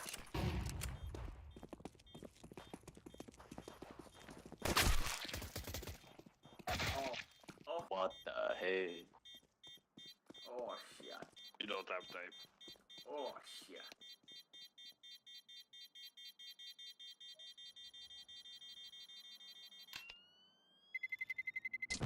Terrorists win.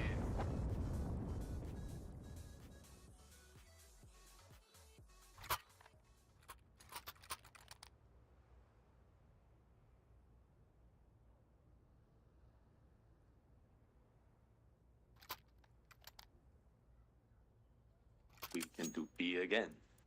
Don't give me that. Sure. Don't you dare. We must work together.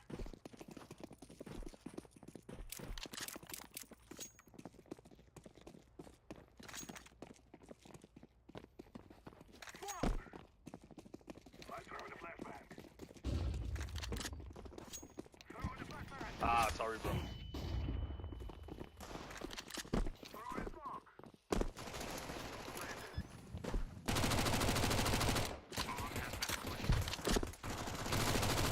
One is up.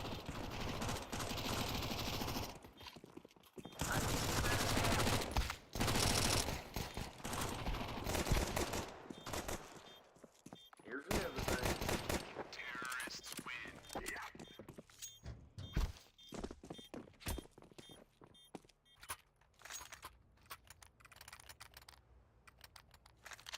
Let's do the same push on A.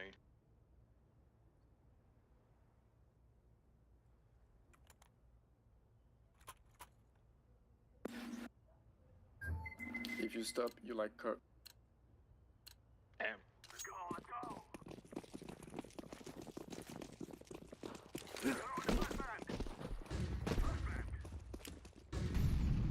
The guy's out. Smoke. One jungle.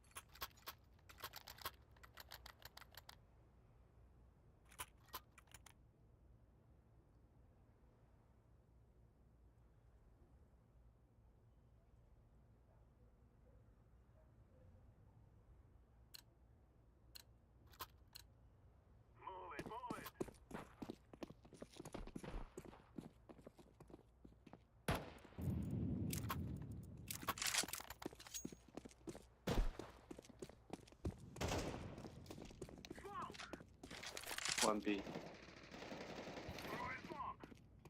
I think B is clear. Activating the bomb. Bomb has been planted.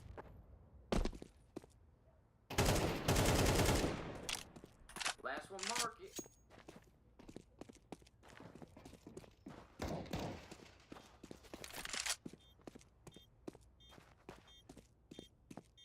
Sure. Yep, I'm sure. You're right.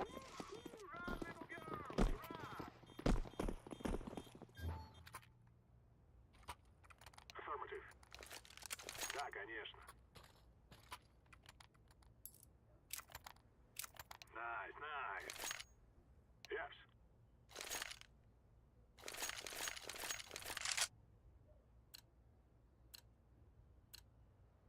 Let's go, Cat. Let's go, Cat.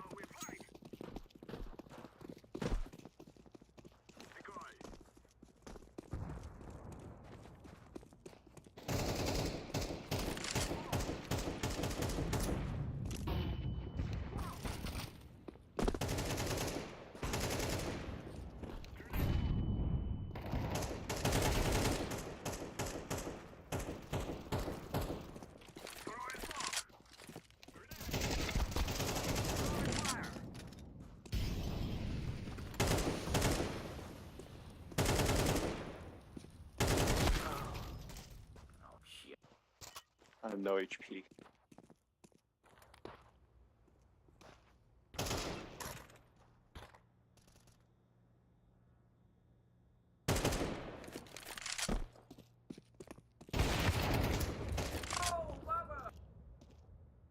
Baba, how did that miss?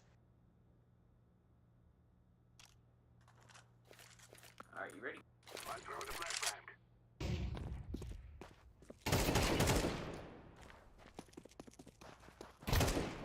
He's marking. Mark it. I'm planting the bomb. Terrorists win. You don't cry like babies before you die. Did he win?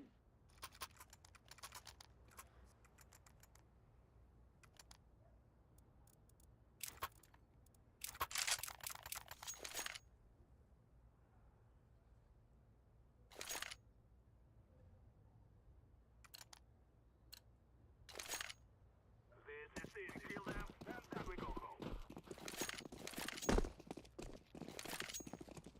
Whoa, whoa.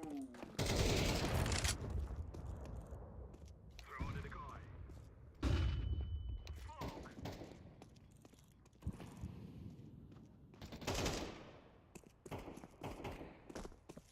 I'm throwing a grenade. Smoke.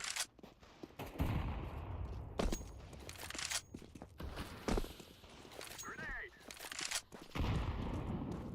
Smoke.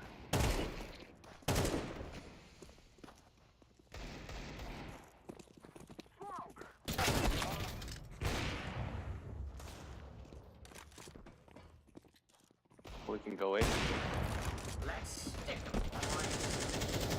Take me out, my buddy. Oh, shit. Oh shit.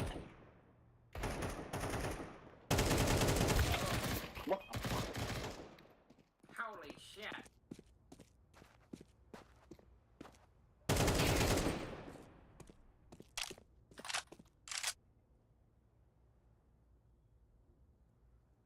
Let's stick 'em, boys. 25 seconds.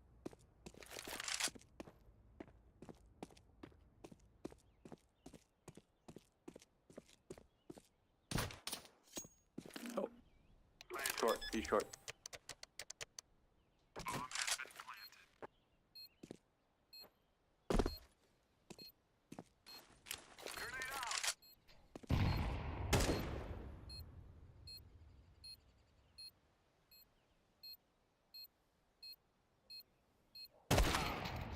Nice try, nice try.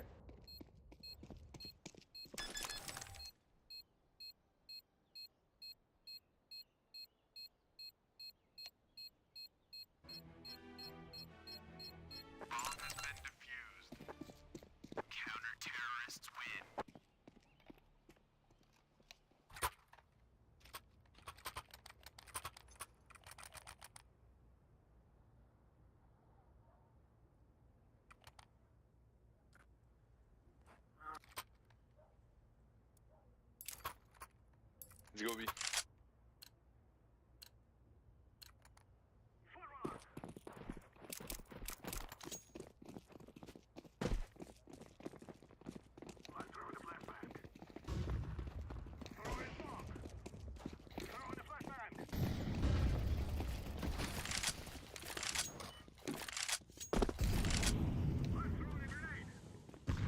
Heard that shit? Come on, brother.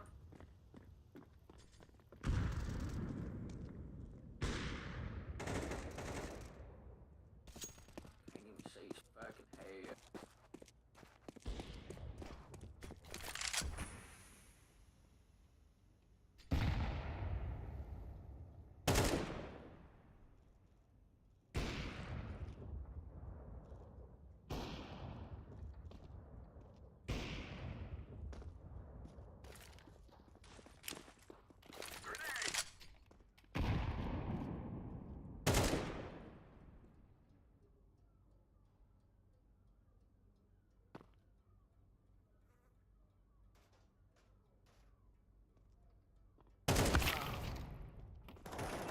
Counter-terrorists win.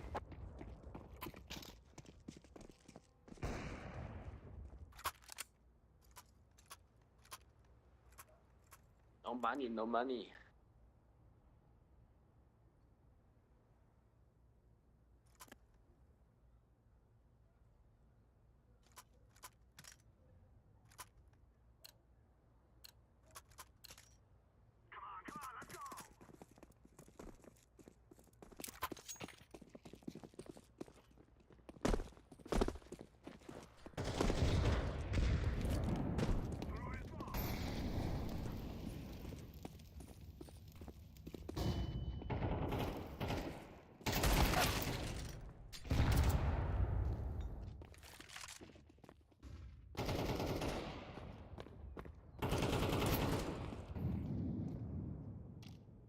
One stairs. Counter-terrorists win.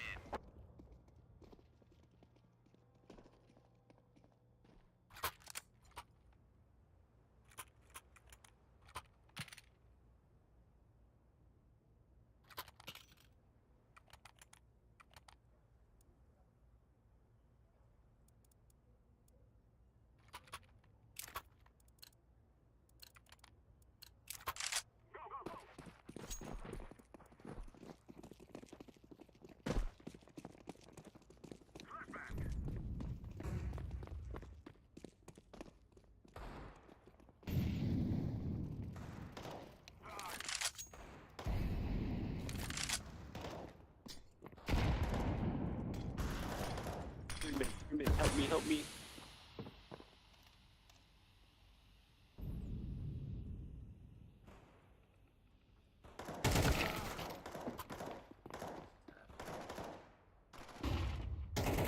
Nice, thanks.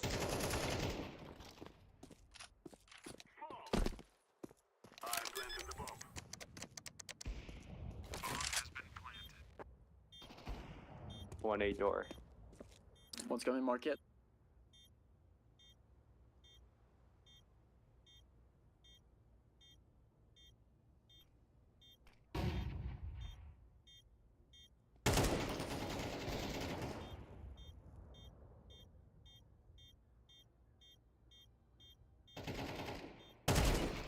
Good shit.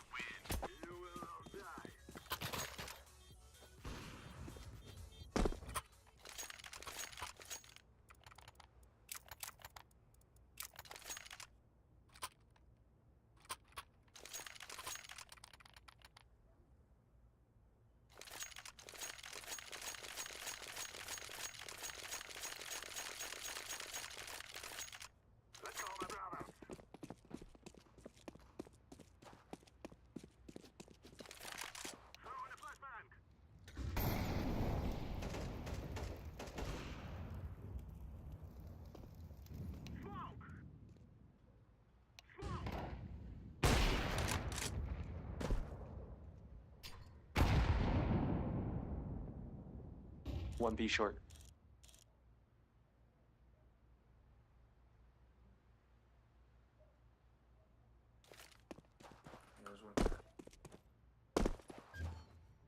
One right here.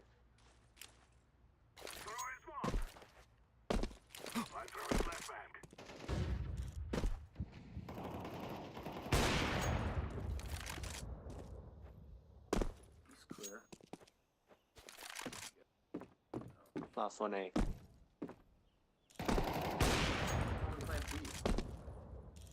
Drop bomb.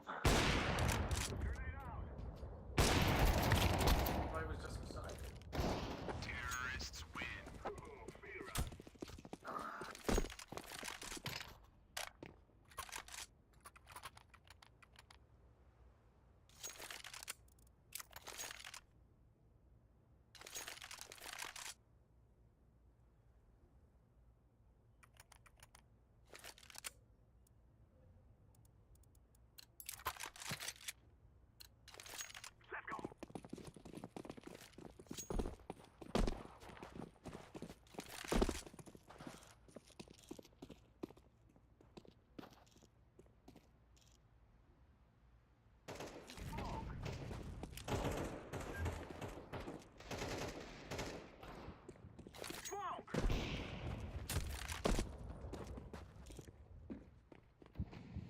Only 1A, I think.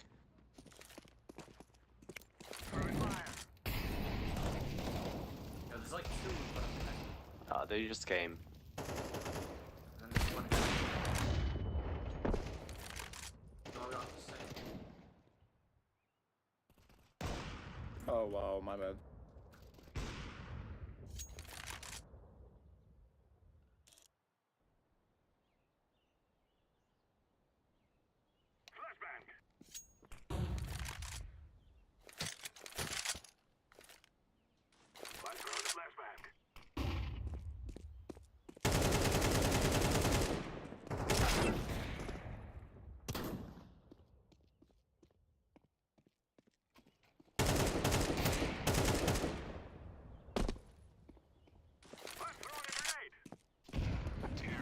Nice win.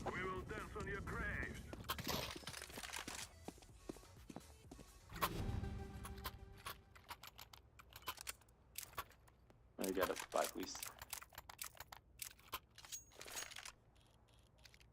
Thanks.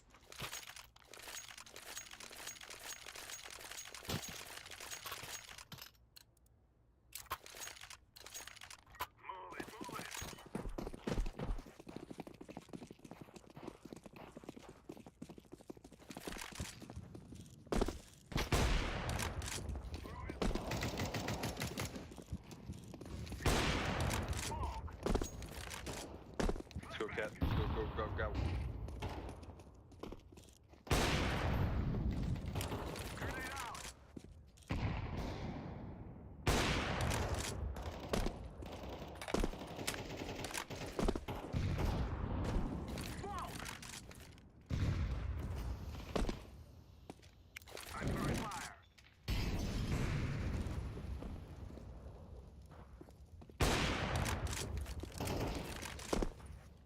On site.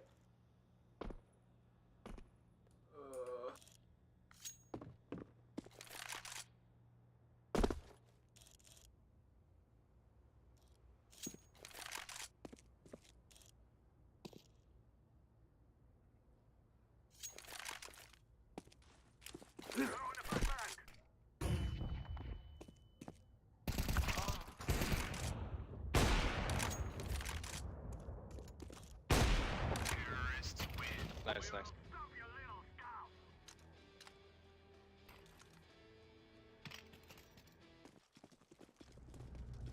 Remove any doubts in your head.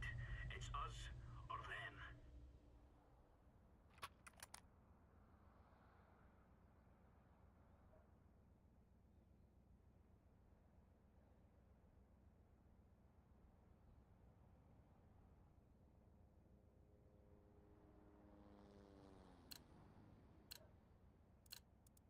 Let's have at it, mates. Throwing fire.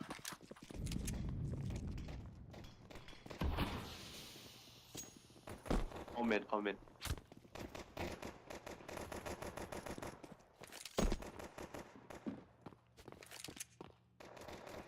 Coming B from Cat.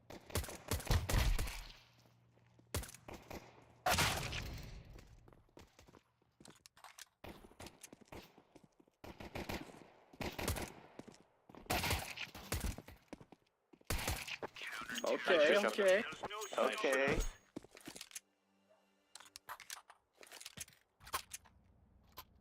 Bro saving the round.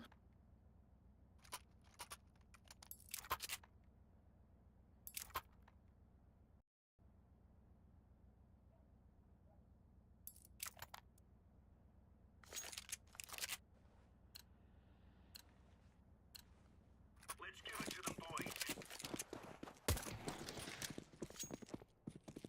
Laying down smoke. Deploying flashbang.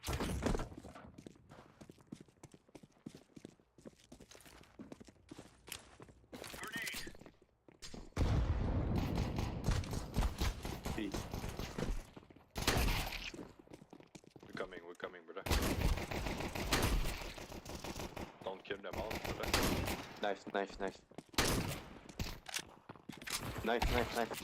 Ah, sorry.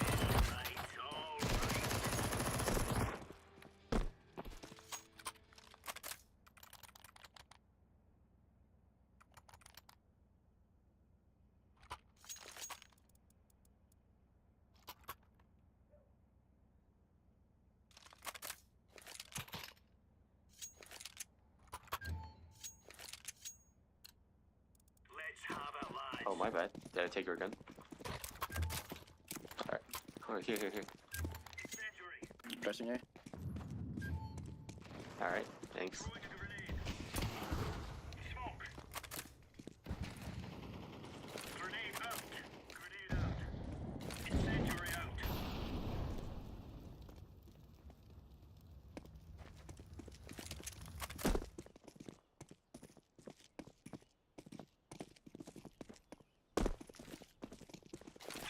I'll go B.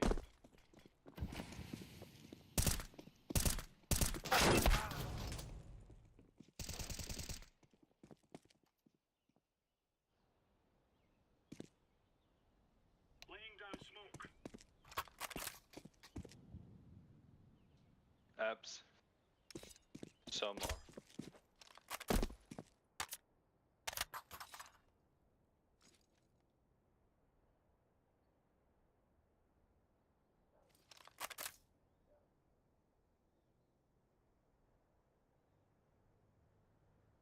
Other room.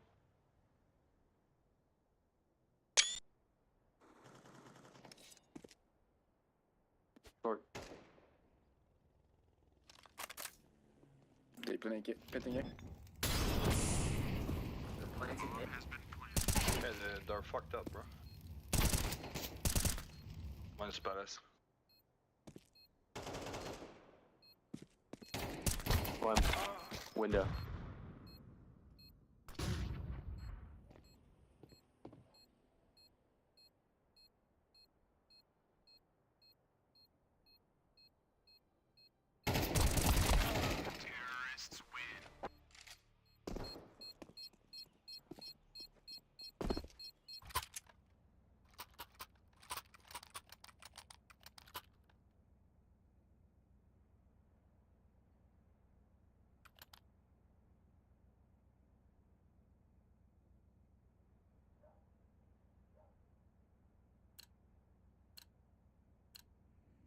Go.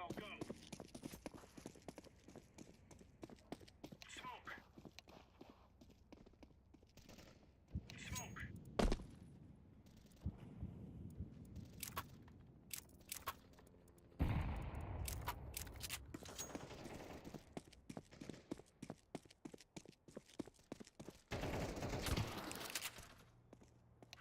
Bump cat.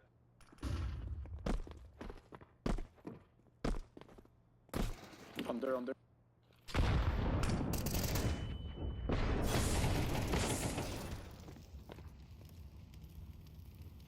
Throwing flashbang.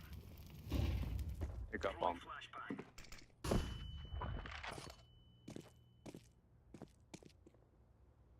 A. Pretty sure. Yes.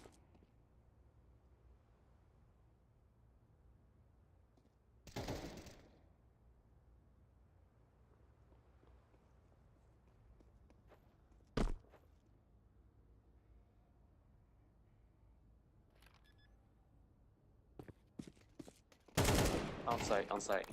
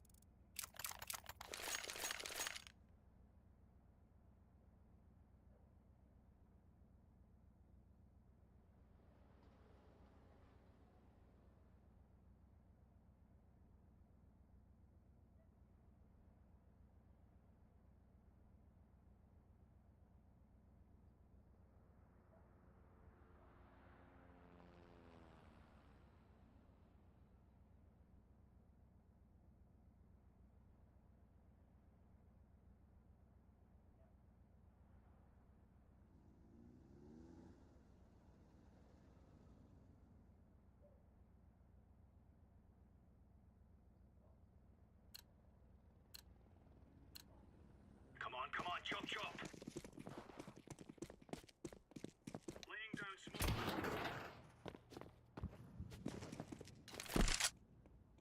Throwing fire.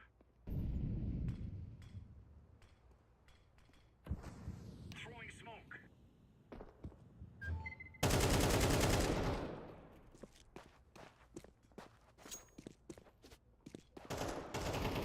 Under, under.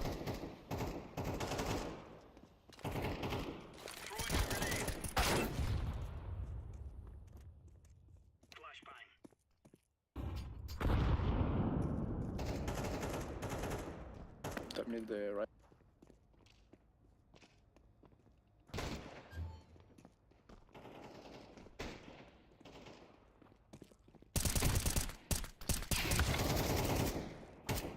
Mid again. Going coming tall, I think. Bomb maps. That's one was mid. Counter-terrorists win.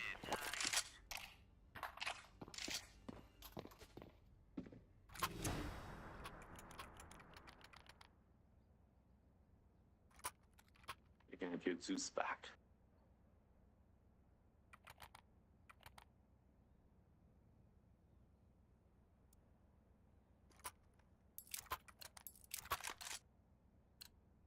These fellows are gonna regret waking up this morning. Grenade out.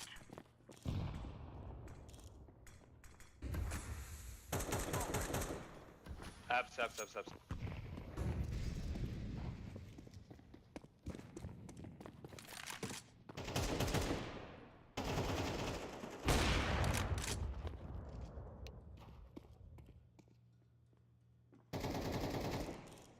Bumblebee.